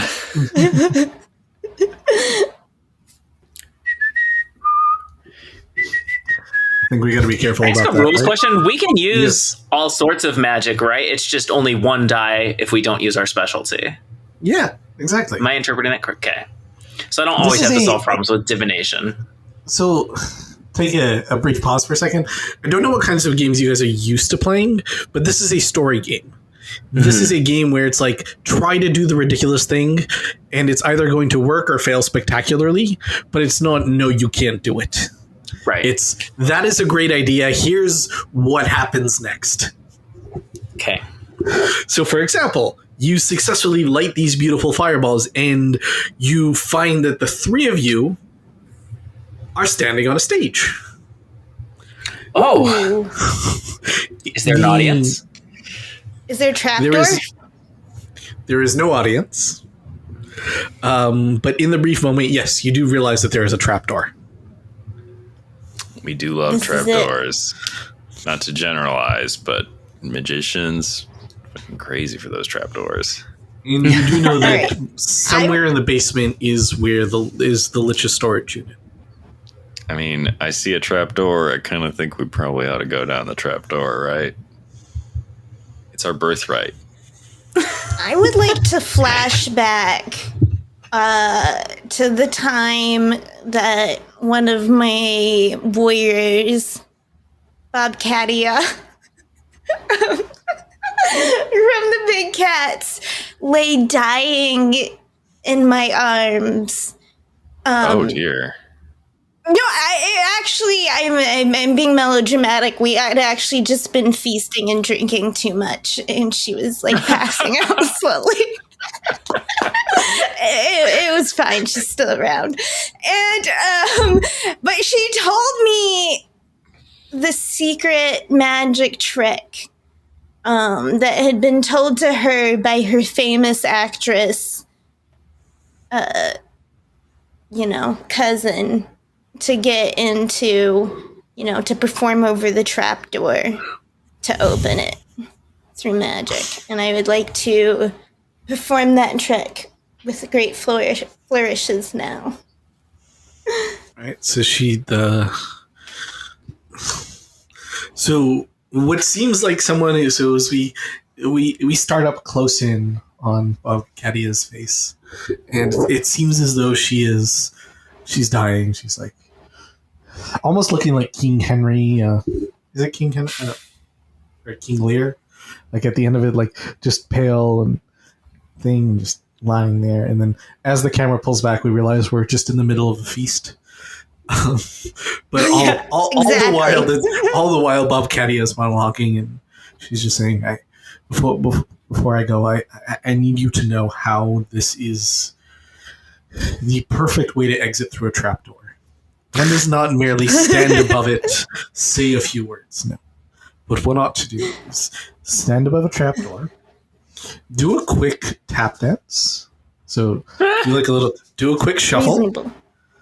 Do a quick shuffle to prove that no trapdoor here, and then jump high into the air and slam directly down on it. All right, if your stage hands are working correctly, the door will move and you will not injure yourself. It's a leap of faith. So now that you know how to jump through a trapdoor, also the flashback, I'm gonna say move one from arcane to stage. Huzzah! Once again, I'm in balance. In my corner, moisturized, doing magic tricks. Now that we know that you all know how to jump through a stage door, we're going to see how well you perform this trick. Oh, okay. Who would like to go first? I need to see how it's done. Well, all right. As sort of, I like to think of myself as an authority on most of the staple stage maneuvers. If I couldn't do a perfect trapdoor jump, I mean, could I even call myself Professor Presto? So I'll go for it. I'll rush ahead. I'll be the test subject for this trapdoor. Let's find out how many buzzsaws I land on. Do I roll, or do I just find out? No, this is a stage magic. This is a stage one? All right.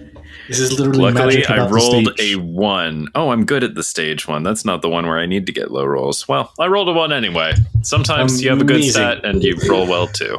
So how perfectly do you execute this? Like this is the most perfect version of a trapdoor opening you've ever performed. How does this go? Well, see, here's the thing. Bob Cadia had it just about right. I suddenly, before you, Professor Presto starts doing all kinds of just jigging it up, just river dancing so hard, like you've never seen. You never knew they could do this. But I mean, it should have been obvious if you really think about it. This is Professor Presto. A little rough around the edges, sure, but there's competence in that skull. Yeah, so did the jig. There's no trapdoor here because, frankly, the thunder of Professor Presto's feet just popping, clicking, clacking, jumping, japing, just jiggling. You know, all the movements, and when you least expect it, Professor Presto leaps into the air. Does a fucking standing backflip. You didn't know Professor Presto was built like that, but they are. And you expect to hear a resounding thump, as obviously Professor Presto would stick the landing, as you've now figured out. But there's no landing to stick. Nope. Just straight through the door. You don't even hear it open. What? How? Who can say? I turn to Bonk and I say, I knew it all along. greatest Yes, me illusionist too. of your generation. It was completely obvious. I definitely knew too. It's very impressive. So you want to follow that, or? And I call up from wherever I've landed, even if this is a lie. Come on in, the water's fine. I'm totally not concerned with the truth or falseness of that information. Okay. Yes, I will go next. And 5. That's a failure. I was, Oh, no. you know, if you didn't know any better, you would think that Bonk Bonk was tap dancing with giant clown shoes on. Of course, he did put on nice shoes for attending the Magic Castle, but alas, it did not go so well. I don't know. Probably tried doing a backflip and did not go well. Didn't just dislocated a shoulder or something. It lands with a thud, and like Bonk Bonk lands with like a thud, and there's like a moment of thud, and then all of a sudden the trapdoor slides open, and Bonk Bonk flies, and he just zoop, falls straight through. Belly flops. He is falling on his he is belly flopping. We will find out where he lands in a moment. Delightful. Lux, how are you getting through this one? Okay. Looking around, seeing I'm alone, except for me and Bosifer. It's just you and me, Bosifer. It always ends up.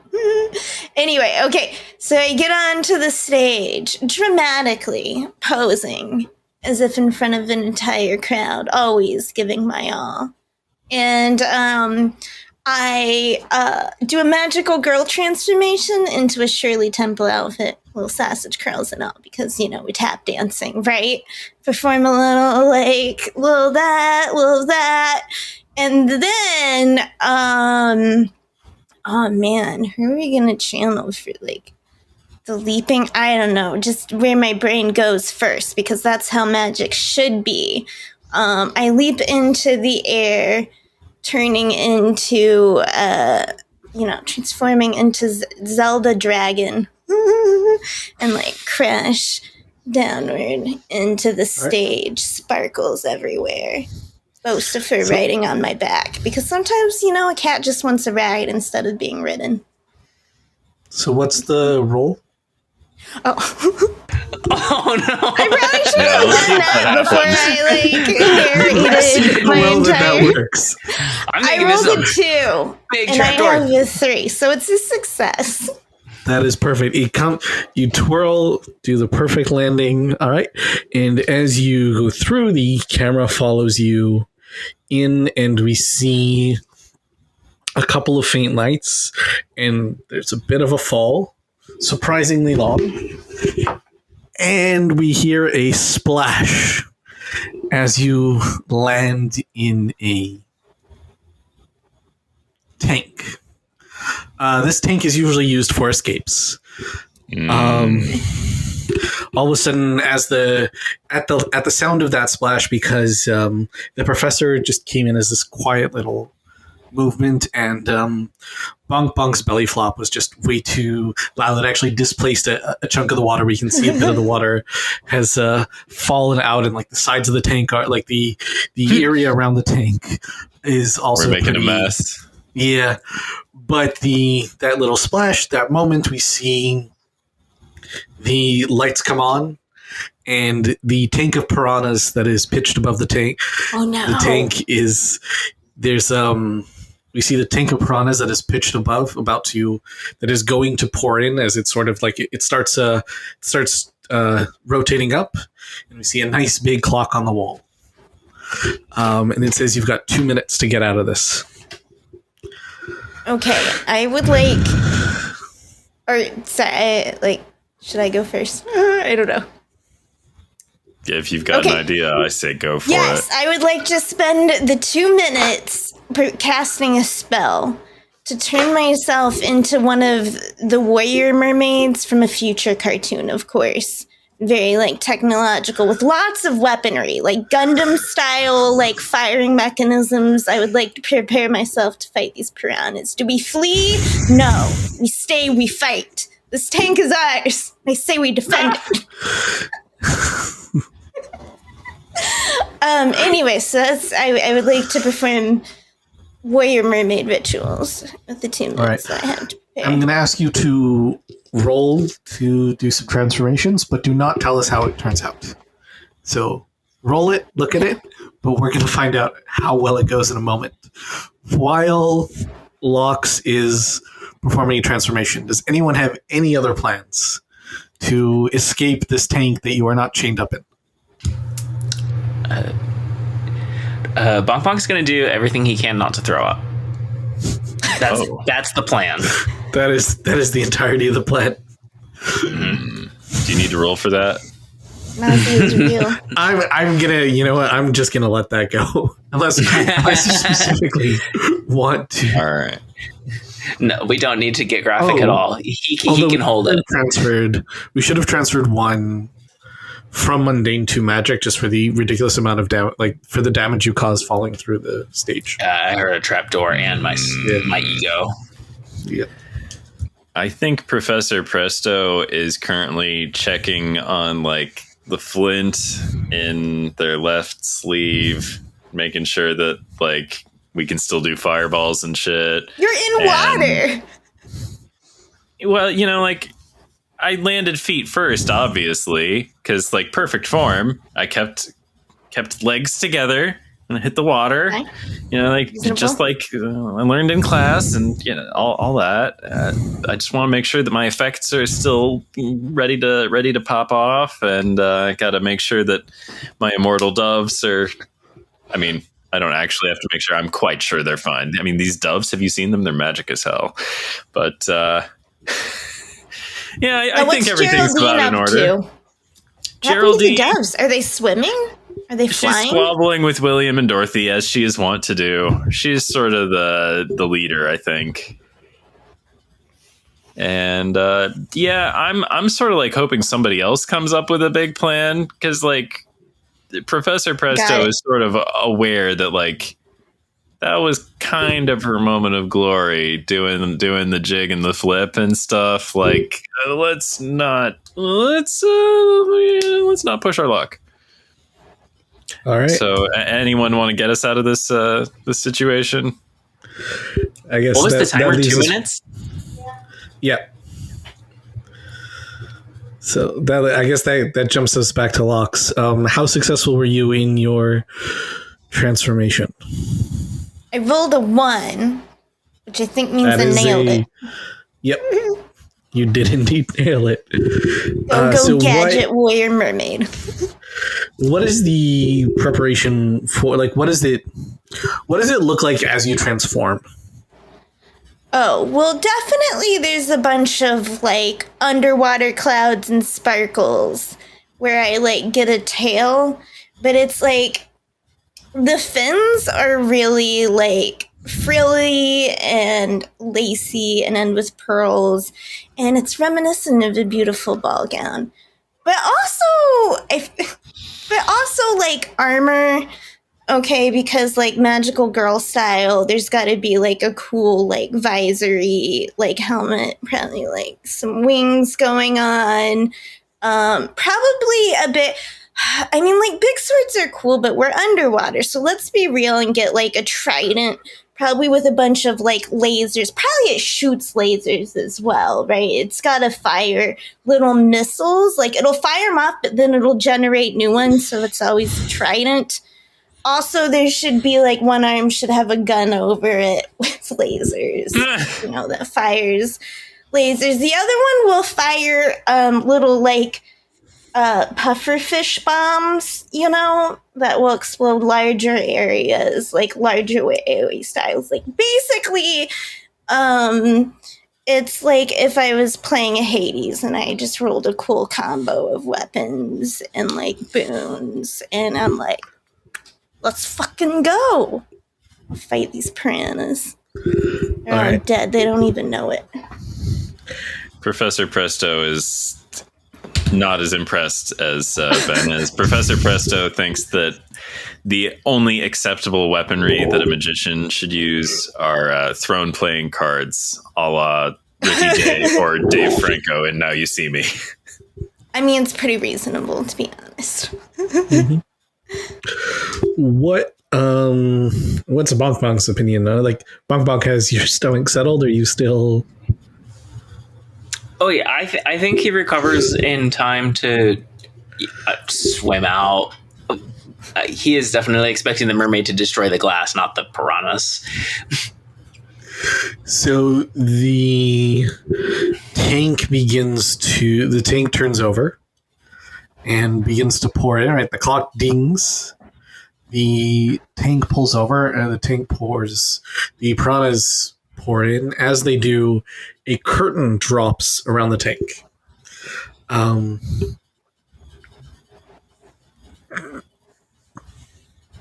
Bonk, you can see nothing.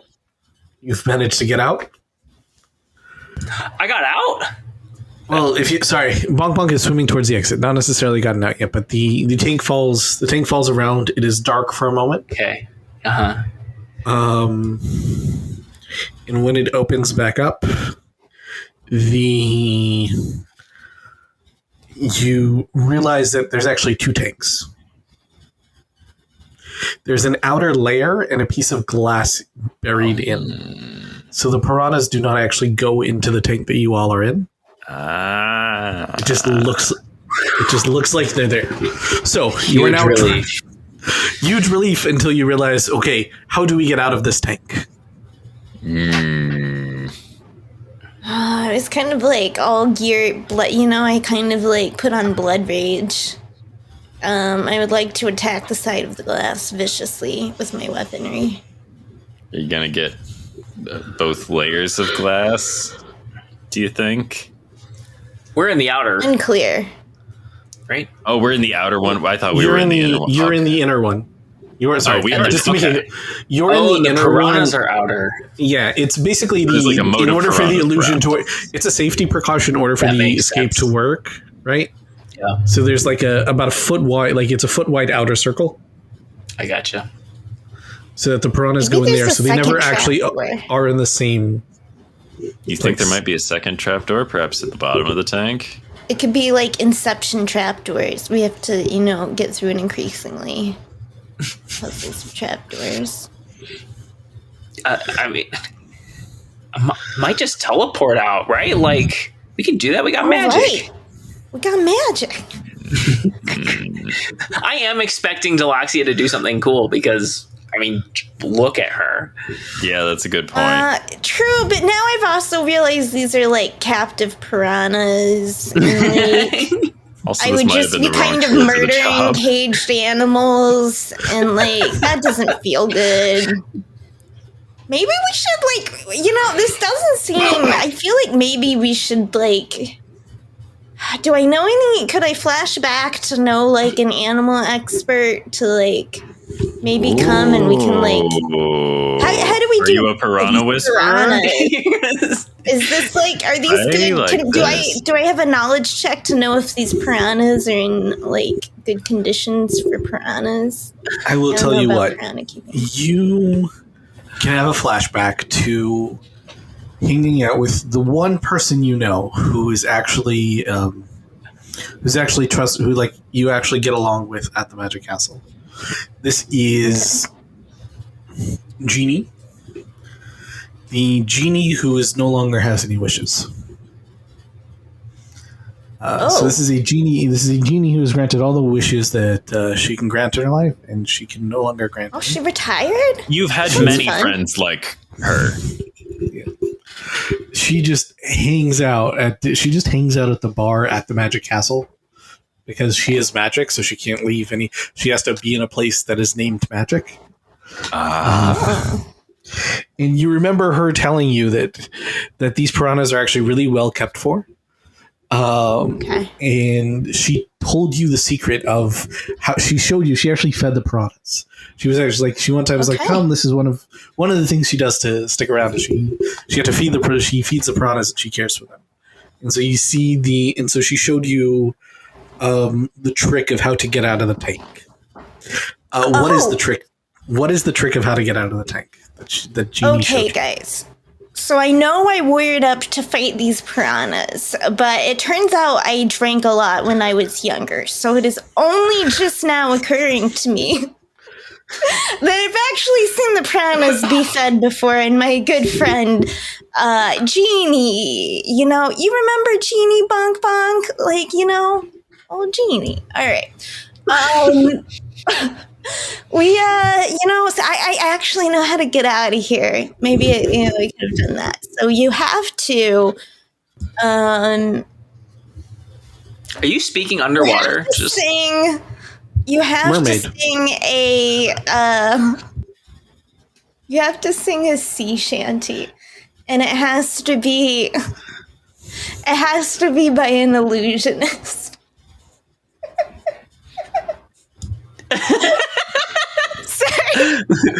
So the 2/3 of us would just be fucked if we didn't happen to have an illusionist with us. Yeah. Now we know why the professor came along. Now we know why you went to get the professor. The subconscious was so thinking I'm ahead. supposed to sing the sea shanty even though I'm just a necromancer? We all saw what you did up there. That's Your true. magician Well, type I'm is not doing illusions, witness Michael. I thought I was a true shows person. All you would right. put us Well, all then, to very shame well, because- very well. Okay, I guess I do illusions. This is a very good point. So with Please great put on a light theatricality, show. I just have an honest Concert. question for these piranhas, and might I pose to them? What do you do with a drunken sailor? What do you do with a drunken sailor? What do you do with a drunken sailor early in the morning? Do you maybe let us out?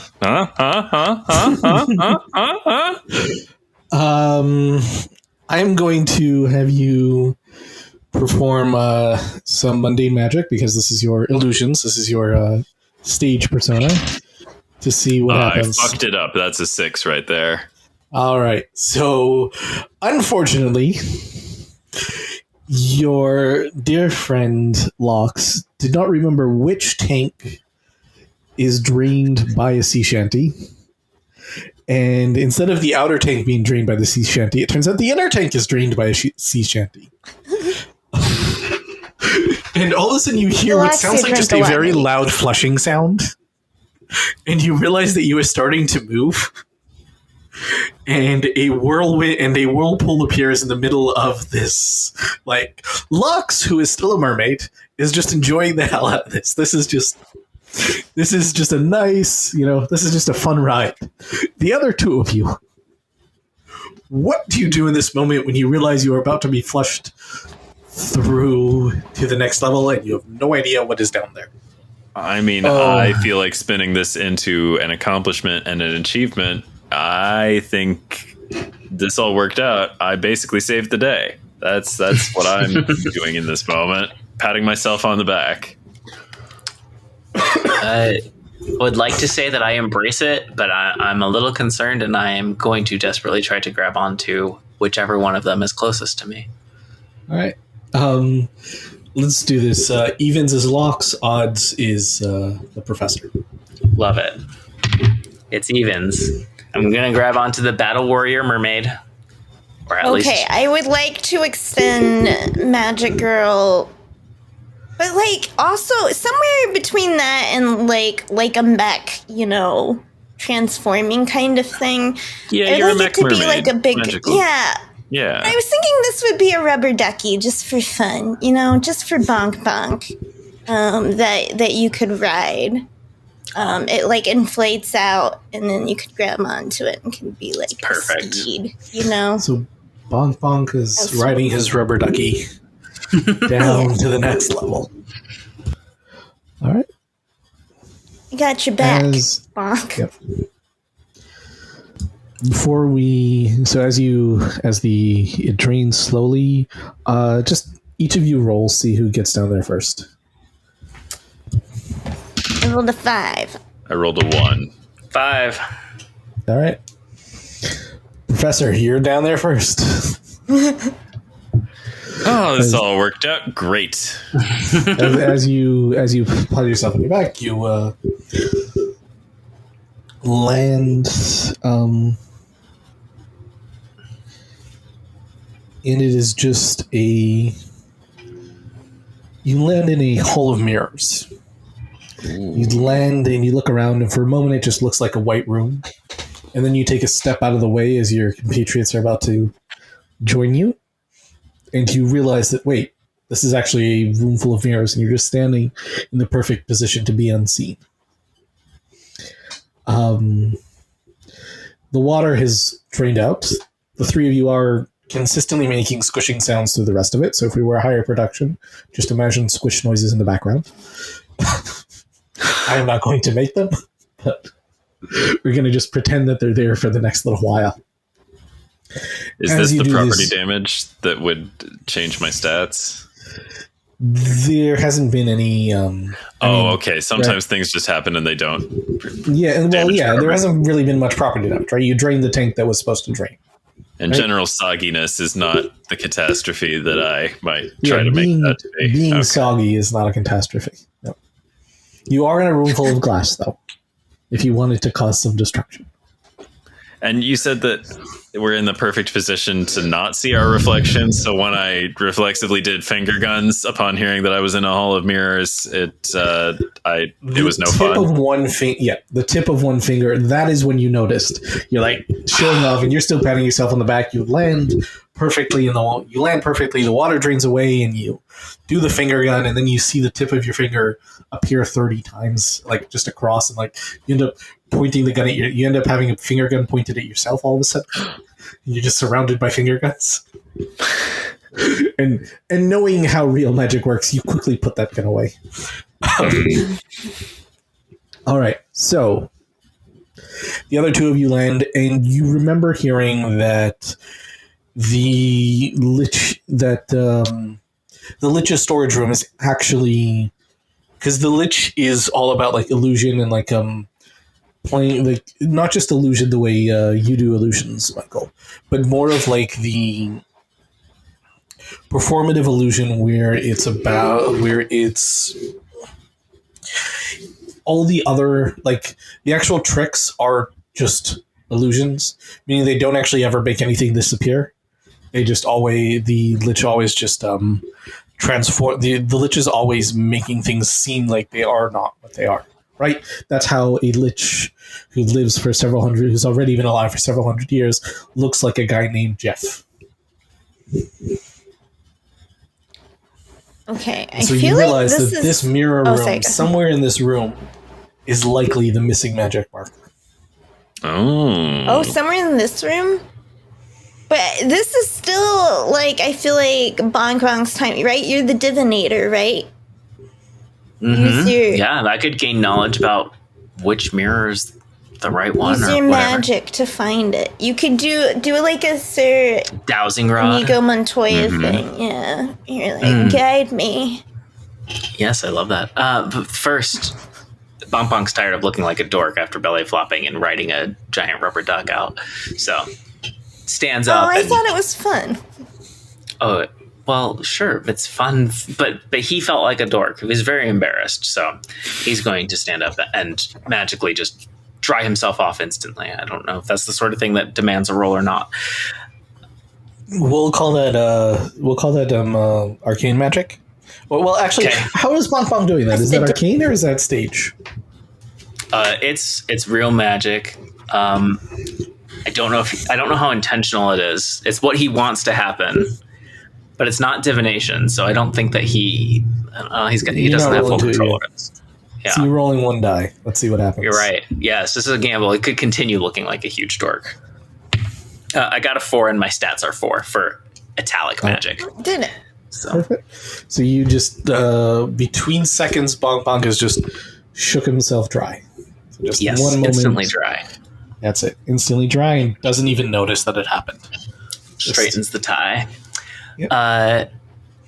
And then yeah, I think we're gonna try to locate a magic marker. I'm trying to think of what the best way to do this is. Think about crayon drawing. It's really hard. Yeah, dowsing rod for crayon drawings. Going to do a tarot spread. Actually, just put out like 3 cards. That's all he needs. And will divine information from whatever appears on those cards. All right. So Bonk Bonk, is Bonk Bonk gonna try to be seen in a mirror, or not really? Like, is he like deliberately sitting down to like, I don't know, change the effect at all, or is he trying to like? I feel like the magic will be most powerful if it can be in a way that it looks like the cards are encircling him. All right. So Bonk Bonk takes Circles is magic, so that'll maximize. You're levitating the cards. Power. No, they're going to be done on the ground. I'm not that cool. Oh. I Okay, think I'm you are levitating that them. That's cool, way cooler. You're right. right? I'm Like, levitating. do it. Have me. You gotta get a little card captor. There's only 3, but because of the mirrors, it looks like a full rotating circle around. Yeah. Yeah, This is absolutely Yu-Gi-Oh vibes right now. Heart of the cards. Yep. I failed. Both of those are 5s. So.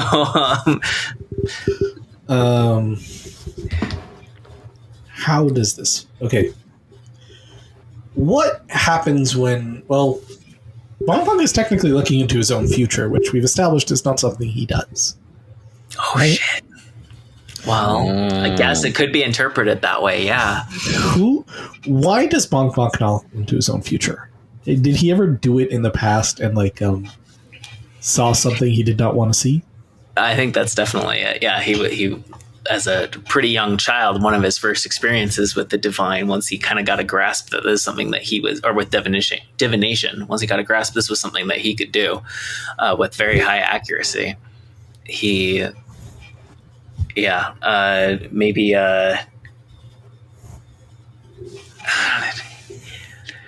he was lost in the woods and was trying to find his way out, and it just caused him to get further and deeper and just lost in the woods because it requires a level of reading, and he was interpreting it wrong, even though everything he saw did end up coming true. But he had to spend most of a night alone in the woods, and that was a very traumatic experience for young Bonk Bonk. Oh, right. Young Bonk Bonk. In the moment that Bonk Bonk flips the 3rd card, he looks up and he realizes that throughout the entire space he's in, there's just an infinite number of Bonk Bonks, and they've all flipped different cards. Ooh. And all of a sudden, I'm going to pause here for a second.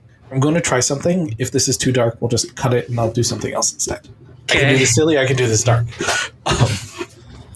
Was a failure. Yep.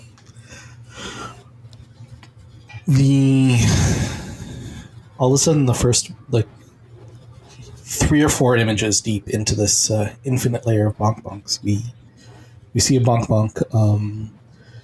The card jumps and sort of just slices at him, and the mirror shatters as the Bonk Bonk disappears. And then more and more mirrors shatter as we see different Bonk Bonks die in different ways.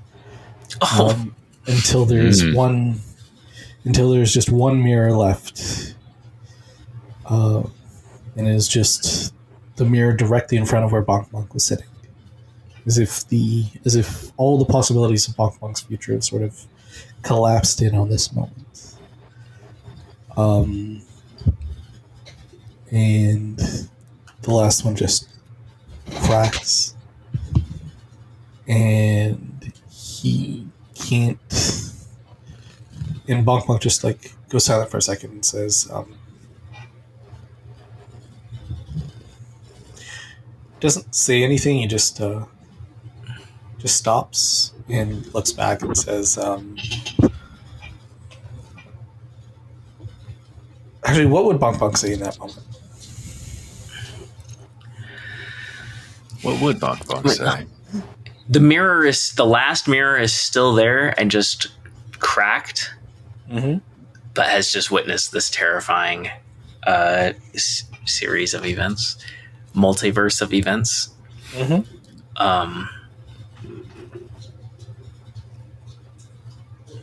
I think he's going to try to make a light of the situation, even though he's definitely shaken. So he's going to failed successfully. Mirrors are gone. I think this might be the right one. Don't let it get to you, Bonk. Remember, the Lich is full of illusions. It's not real. Jeff. Fucking Jeff. As you say the Jeff. name Jeff, the lights flash for a second. And when they turn back on, there he is. Jeff. Standing I before you. guessed. Dramatically. Bastard. He's actually standing in the last shattered mirror. All of a sudden you see Jeff there. And then he walks up to the mirror, taps it, and it shatters. And he steps What does through. Jeff look like? That is my question for you. Professor, you would be the one who's most familiar with Jeff in this day and age. What does the current Jeff look like? I mean, I feel like Jeff, probably by the time Deloxia would have encountered Jeff, I'm sure there are all kinds of like fun robot eyes and like cybernetic implants and like metal arm and shit. But like Jeff right now just seems like an ordinary human with a big evil necromantic secret. Like you can tell there's something like what do we think? Does he have creepy eyes? Or his eyes creepy? What do we think? What makes his eyes creepy? Do you think he wears contact lenses like one of those? I feel like Chris wearing Angel's done that contact move. Like cosplaying, he looks like a cosplayer. Yeah, exactly. He looks like he's fit for Comic-Con, but maybe like a little silly if you met him on the street, you know? Like Or those he's- demon contact eyes, you know? Pupils. Or it kind of looks like he's trying to cosplay a magician. So Yeah. Oh, definitely. So like everything is Yep. just slightly off. Like his mannerisms are just a little like too exaggerated. And not in the kind of way where it's like he's hiding a flourish, but in the way where he'll do like an extra little twist at the end. And it's just very obvious to all of you who have been doing this for a very long time. This dude Kinda like does not Uncanny know what Valley. he's- Yeah, exactly. And he looks at the three of you and he greets the three of you. Bonk Bonk, Lox, Professor. How can I help you? You know why we're here. I suppose I do. You're looking for this, and from within his jacket pocket, he pulls out the magic marker. Now, of course, he pulls and he pulls and he pulls and he pulls. Being that it is a magic marker, it is not as big as the infinite handkerchief, but larger than it has any right to be, considering that it's been sitting in someone's suit pocket for a minute. Okay, as soon as I see the magic marker, immediately I would like to take, because I'm wearing like fancy gloves because I'm all dapper and Zatanna looking, but I embiggen them into like more like Mickey Mouse style big hands to fly to try and grab the magic marker like immediately as like a surprise thing. So start by just rolling for arcane to see if you manage. Well, I assume that this is an arcane effect. Like this is like an actual. Oh, by the way, You want me to Bonk Bonk, after yeah. doing property damage? Yes. Okay. I'm up to 5 for my arcane no. magic. Uh-oh. Bonk Bonk, are you some sort of figure of destiny? Hope you don't send in a fireball. This would Gonna sadden have me. to watch out for an opportunity to flash back, I suppose. Oh, do the other magicians, are we all aware of the, like, have we all had a friend who went a little too hard, maybe self-immolated? Definitely. Don't Do we mention know the it. warning signs? Are we like, are we thinking about whether or not we need to have an intervention or something? You can see it coursing through my veins. Real magic, pump the brakes, dog. I mean, you might know that is something that you are going to have to do, but at the same time, now is not the time to have an intervention. I suppose that's true. You are confronting Jeff in his lair, which you have just destroyed. It's pretty classic for your shows to not address trauma. At least until after the big battle. Yeah. We can do a post-credit scene where to magic rehab. Oh, that's what I was gonna say. It's definitely magic hands for sure. All right. So roll your arcane, and this is not in your thingy, right? Yeah, that is not a. This would be in like a transformation. Oh yeah. Okay, I rolled a 2. And you're currently at a what for arcane? 3? 3. Yeah. All right, so you have these big giant hands, and your hands, they grow large, and you swat at Gloves. Yeah. Sorry, the gloves. The gloves go Glove large. hands. Yep, glove hands grow large successfully, and you try to swat at Jeff. As you do, he vanishes. You slap through, and all of a sudden, your hand just passes through him. You coward, face us for real. Knew it was an illusion. And as you see that Jeff disappears, and another one appears a couple of feet away, standing over the broken glass. Well, if that's what you're going to do, there's no way I'm going to just. There's no way I'm just going to stand right next to you. I'm not that foolish. How's about this? First, let's agree to terms. You've broken into my lair. I would demand some sort of compensation for that, but I'll make this easy. How about this? We will have a magician's duel. Whoever can out-trick the other person, or in this case, we'll have 3 rounds, and if the 3 of you can beat me, you're free to take the marker and leave. No one says anything about the shattered glass. Is this like a known series of rules, like around magician duels that we're all familiar with? Yes. So, as you all know, the rules of a wizard duel are the wizards decide at the start of each round when we flip a coin, and the winner decides who is doing the trick and who is going to determine how the trick is done.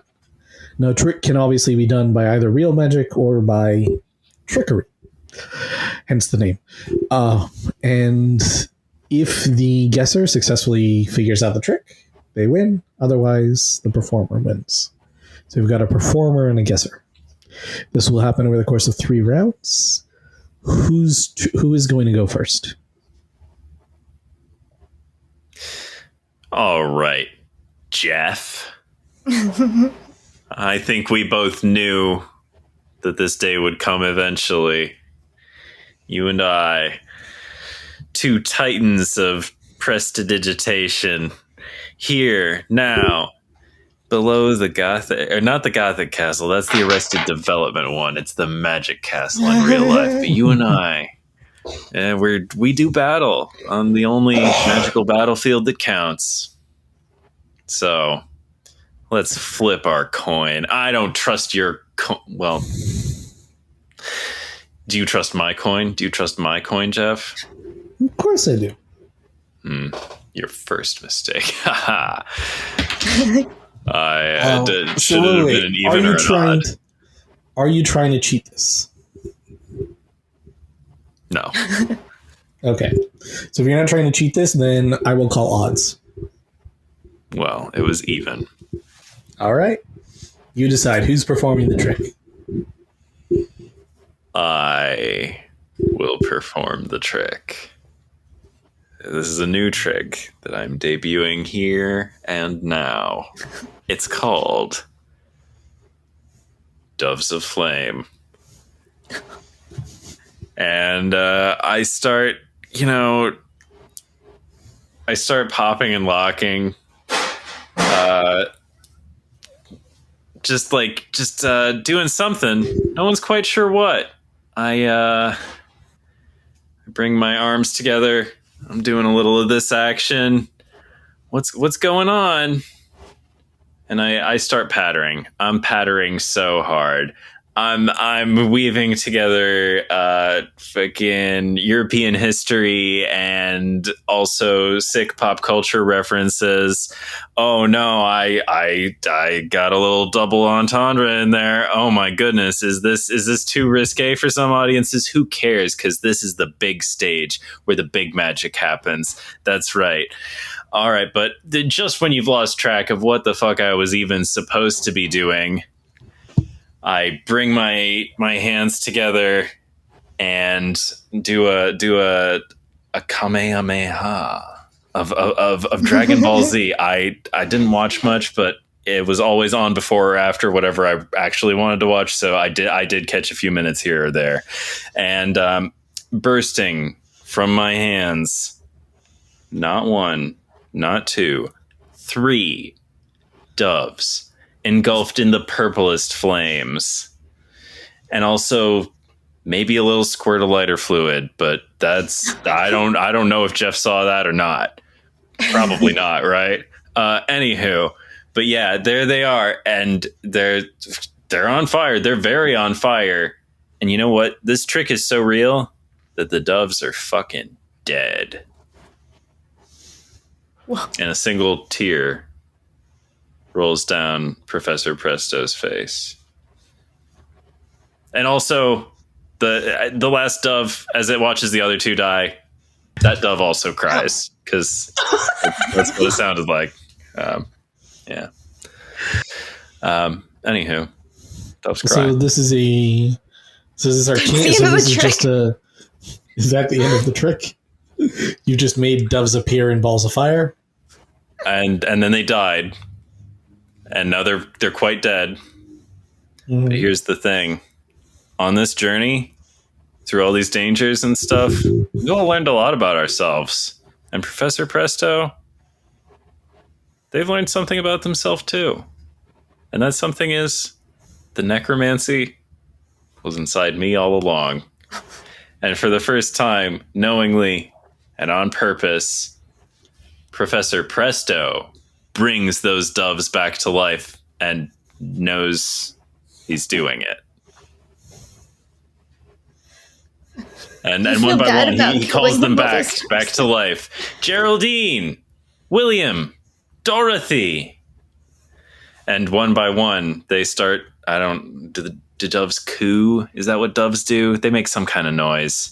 The doves start cooing. Coo is correct. And you're like, hey, where did they even come from? Didn't I just watch them like become a pile of ash? I don't know. You weren't paying attention. You looked away until I said the names, and now they're back. And you shouldn't worry about the deets. But how did I do it, huh? How did I do it, Jeff? Jeff, if you're so fucking smart. All right. So roll for arcane. Not on the table. Let's do this right. Also, why did I do arcane? I think that's the one I got bad at. I'm pretty sure that's the one I got bad at. Let me check my notes. Yeah, that is the one I got bad at. That's still not on the table. Damn it. That was a good roll, too. This is a mini game. Fuck. 5. And my skill is a 2 in arcane. Yeah. So Jeff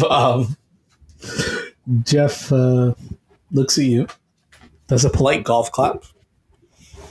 Fucking Jeff. I'm really impressed to see that your necromancy is coming along so well. Well done, Professor.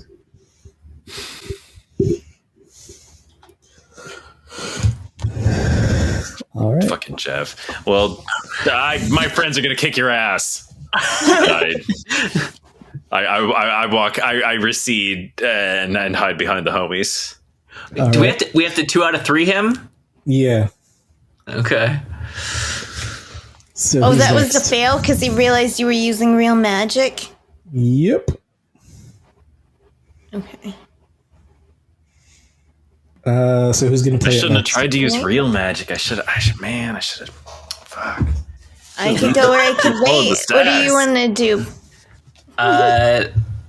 You can go ahead. Okay.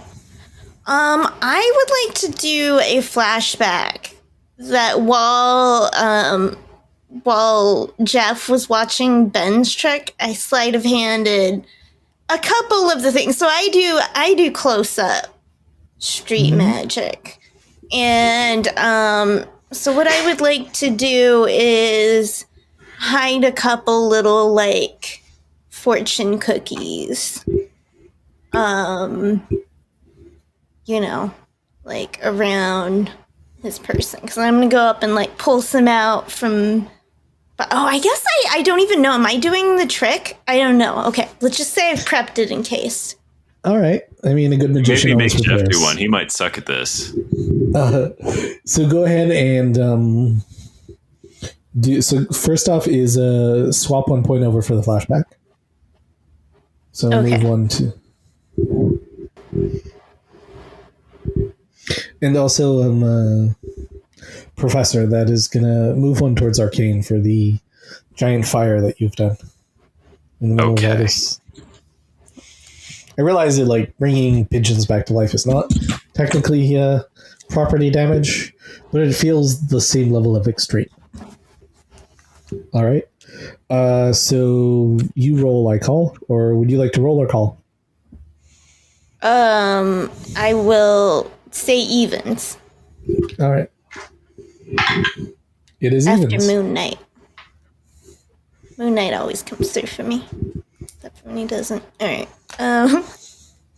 You've made a Snap reference in the Snap podcast. Successful. Yeah. We did it. Now we can end it. Okay, so I would like to perform the trick, obviously, as I start to set it up. Okay. Part of the flashback extends even further than what I've said. I did hide some stuff, but the further back is the psychological warfare I'm about to engage in which I found out a bunch of stuff from Jeff's past via my future computer, maybe. And as I'm like, performing sleight of hand tricks by like pulling out fortune cookies from his ear, pointing them out, and he's finding them about his person, cracks them open, and each one has some devastating small fact from his life. Like, Emily in second grade actually had the hugest crush on you and would have said yes, or something like that, Probably second grade's too young, we'll make it older. But, like, each one has some, some cutting, deep thing, many of which he didn't know, some of which he always knew deep down in his soul. But there it is, written in text, confirmed, ink on paper. Each crack of the fortune cookie. How's that? How you like that, Jeff? Some fucking magic. Yeah. Anyway, that's my trick. I do a whole speech, too, while it happens, It's that kind of deal. Mm-hmm. All right. So this is going to be... this is a stage magic that you've prepared before, so... Go ahead and roll stage. And for the psychological trick, I will say you get to roll with advantage. So roll to... I rolled a 4, and that's what I have. Was I supposed to roll 2 dice when I did a necromancy? Yes. Yeah, because you're necromancy. Also, I forgot to explain that the popping and locking was an integral part of the trick, and I was getting all my dubs lined up in my sleeves and shit. God damn it. I'm not very good at wizard duels or whatever. It adds to the dramatic tension, though. I suppose it does. So Jeff is actually really shaken, and he says, "Oh, I know how you did that. You have it hidden up your sleeve, and my sleeves just fall off of my arms like magic." Sorry, I mean, even if I fail, I just want to do that because it's cool. But you is it did like succeed, magic though. or is it magic? You don't know. Did the sleeves fall off? Oh, I mean, they definitely fall off. Yes. Okay. But is it just quick change or is it magic? That's the question. Oh no, my wardrobe is always, there's Everything's secret tear away. compartments, things fall off. I'm kind of like, a bat magician. I just have tricks all over my gear. Makes sense. Future. Yeah. So Jeff, totally shaken by realizing he could have kissed Emily, is just utterly distracted. His whole life could have gone in a different trajectory. He could have been happy, and instead he's an immortal lich. And he's just totally shaken and says, "Damn it! I don't know how you did that." Of course, don't fucking mess with the big cat. All right. So we're 1-1 here. I would like to Bonk, bonk. disappear into a puff of smoke for dramatic effect. All right. Bonk, bonk, though. Okay. I have to roll for the trick. Is that right? Before we do that, Or to see who's the to see who's the thing. see who's the performer. Would you like to roll, or would you like to call it? I would like to roll and rig it if possible. I have a trying to glorious trick do it. prepared. All right, you're trying to rig the coin, so that would be stage magic to rig the coin. If it can count as close-up magic, then I think I could get a bonus die for that. Seems like sure. close-up magic to me. Mm-hmm. A little bit of sleight of hand. Okay, they're both 2s, and that's plenty good. So I'm going to rig it in my favor so that Bonk Bonk gets to perform the trick. So you flip the coin. Jeff in the air calls heads. And I don't know how you do it, but it lands on the floor tails. Yeah. Well, it's magic. Yeah, So it is. I used real magic for this one. And we're just going to play fast and loose with fate and hope that we don't explode anything dramatically. Significant amounts of property damage. Okay, so for this trick, I want you to think about something very important to you, something that feels like home. It could be a favorite meal your mother made growing up, or a name of hometown, but that seems too easy. You just, think of something like that, and I am going to divine what you are thinking of. Okay, and then Bonk Bonk is going to pull out from his endless necktie until he gets to a nice stretch of long balloons for folding animals, and he's going to fold it into a small dog. And then he's going to pull out from his pocket a small buzzsaw and say, I was expecting these. I was told to expect buzzsaw in Magic Castle. Anyway, here we go. Are you thinking? And he pops the balloon. And inside the balloon, nothing appears. There's no paper or no hint or anything like that. It's like, what's the point of this trick?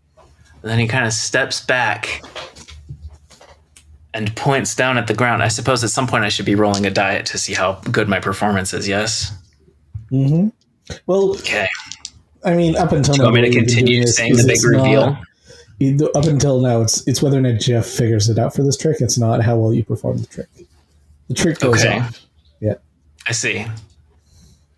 What So you step back what from the the big intention reveal. of the trick, and you can tell me as our magic master, the intention of the trick is for the scattered remains of the balloons to land on the ground, spelling out the location of his phylactery.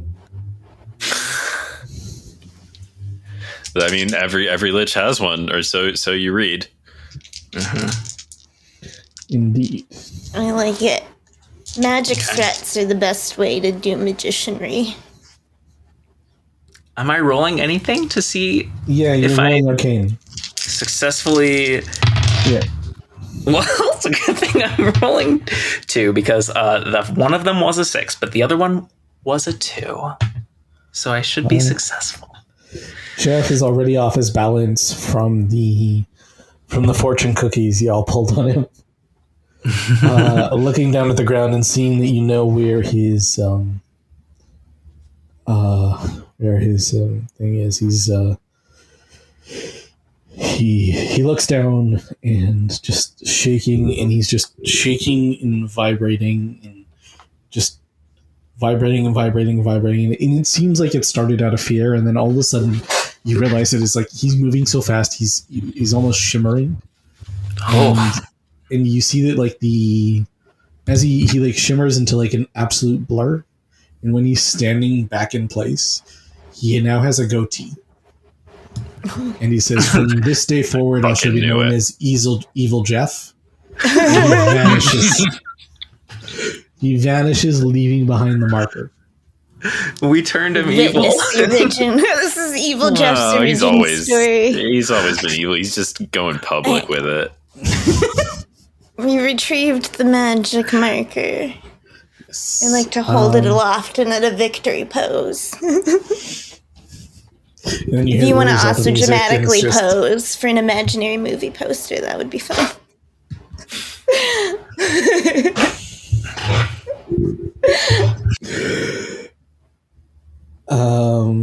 And then you get to the magic, and then you get to the. So you have successfully pulled off your heist. You exit the magic castle. Gosh. And do y'all ever hang out again, or do y'all go your own way? Yeah. I have something important to say as we're walking away. Go ahead. Yes. As we're walking away, I turn over to Lox and I'm like, for the record, Rubber Duck, it does not count as saving my life. We're even. No, I remember. It's one of the many times. You're like... Just the fonts, and never with Rubber Duck. I remember them well. What about that one time in Horostorvakia? Okay. Just as this conversation goes on, it fades to... Yes. But I would like there to be an afterwards where they both got inducted to be honorary members of the Big Cats. They did have to take on some Big Cat names and temporarily. That's the thing. I think that I have a new DVD that I'm going to be selling called like Running with the Big Cats, you know, like something like that, like Big Cat Magic or something, you know, like I want to make it clear that like, when you start working with the Professor Presto program, you're not just getting the Professor Presto expertise. You're getting knowledge from some of the foremost practitioners of magic working in the field today. And this is the real cool magic that like the magical the Academy of Magical whatever the fucks, they don't want you to know about. You gotta roll with the street magicians to really learn the good shit. And like, this is, yeah. If you want to learn the kind of tricks that it could inform could equip you for a legendary heist. If you have had a magical artifact stolen from you, you probably should buy this DVD, and you're never getting it back unless you watch this shit. And you'll both collaborate with me on the DVD, right? Right? Okay. I feel like this ends up in like trademark lawsuits. In the conversation of the fade out, because I was like, I don't know, Professor Presto gotta work their way in there somehow. No, Bonk Bonk warmed up to Professor Presto. Not so bad. Would gladly work on a DVD or two. And Professor Presto informs Bonk Bonk that Bonk Bonk is way cooler than the goth clown that Professor Presto thought Bonk Bonk was. Yeah. And they all tricked many audiences ever after. Lox, do you have another scene, or just... You ever going home? Sorry, what? I missed. Are you going back to the future? Oh, Deluxia? No, I mean, she already would have left the city 2Ks a long time ago if she could have. Oh, so this magic marker was... She meant to go the 20Ks. The 20Ks, where life would be easier. Do you think she'd pick this fucking year? Anyway. How does it end? You're just going to have the marker? Oh, yeah. I mean, you know, I put it back in the marker box. You're not going to do anything with it. It's just a prize. It's one of those like Indiana Jones warehouse endings where it's just like me slowly, and then like Delaxia just opens, and it's just like a little set of magic markers. I'm just like, close. And does Bonk Bonk have a final moment? Oh, Bonk Bonk just likes having his friends, I suppose.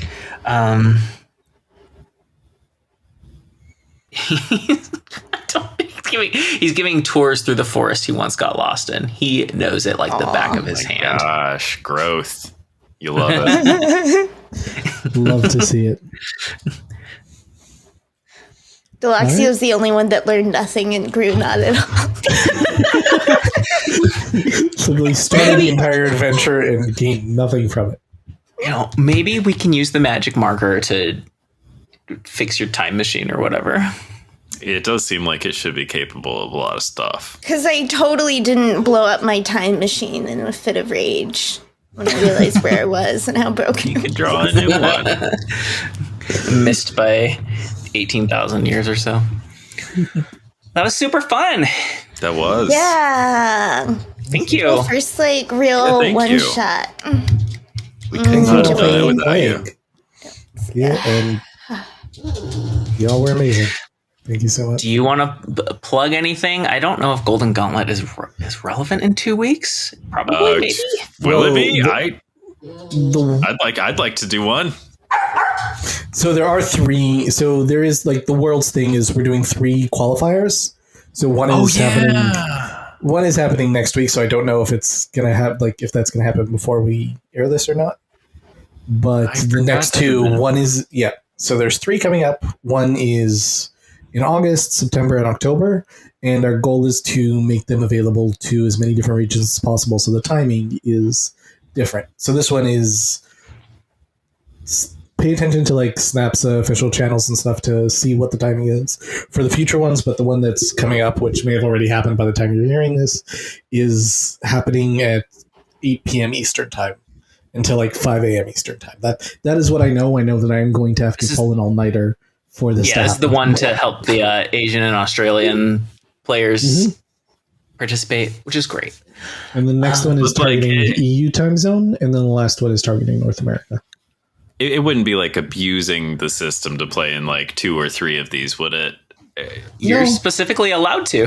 Well, I mean, like I feel like they're intended for people in other time zones, and like I don't want to like crowd them out. Just I don't know.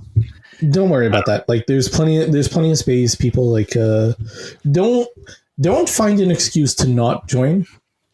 All right. Well, I've had great fun in all the Golden Gauntlets so far, and I'm sure I'll have fun in the next ones.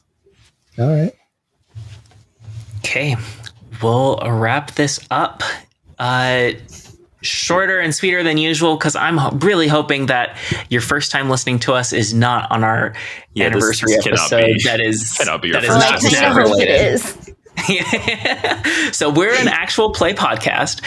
If you like what you heard, like, comment, subscribe, comment, review, whatever, hang out in the Discord, etc. All the stuff is in the show notes and video description. Models hangs out in that Discord. So if you want to come chat with Models, that's a place you could do it. You talk to him about tabletop RPGs and other shit. He had a bunch of games on offer besides Magic. So it seems like a good resource, or at least something that he likes to talk about. Anyway, come listen to us starting in the next year of Snap on This. Here's to 52 more. Yeah. Same Snap time, same Snap channel. Yay. Well, that feels weird because it's like, oh yeah, I guess it is like an episode, right? Kind of. Yes. I'm like, oh gosh, this had to fulfill. Like this needed to be an entertainment unit. Oh goodness. Oh, that was going through my mind way too much throughout it until until I finally let it go. But that's as they say, you'll find it in the edit, right? It's entirely bonus. Yep. You know? Oh, this was my dream though, right? Like when you guys remember, I for a long time I'm like, oh, I'd love to do like a one shot. I just can't. We're gonna DM it. So this was this is my dream to do. Thank you so much. We so appreciate having somebody else DM for us. I am happy to keep coming out and DMing. I mean, as long as it sounds like I prepared, despite the fact that I literally pulled, like, I said words 30 seconds after I thought of them. So. Yeah, well, that's what this was. We did too. That's how this type of game works, especially story heavy and high on improv. Anyway, it was great, and it will be a heavier edit than most episodes, but still not super heavy-handed because I have 2 weeks to put it together. Oh, true. Apologies in advance, but no, that's fine. It's fine. I'm so much of a perfectionist. If I don't kind of like intentionally let it go, it will take me hours upon hours, and that's not good. So, no. Everybody who likes us is going to enjoy this, or at least anybody who made it this far. I hope so.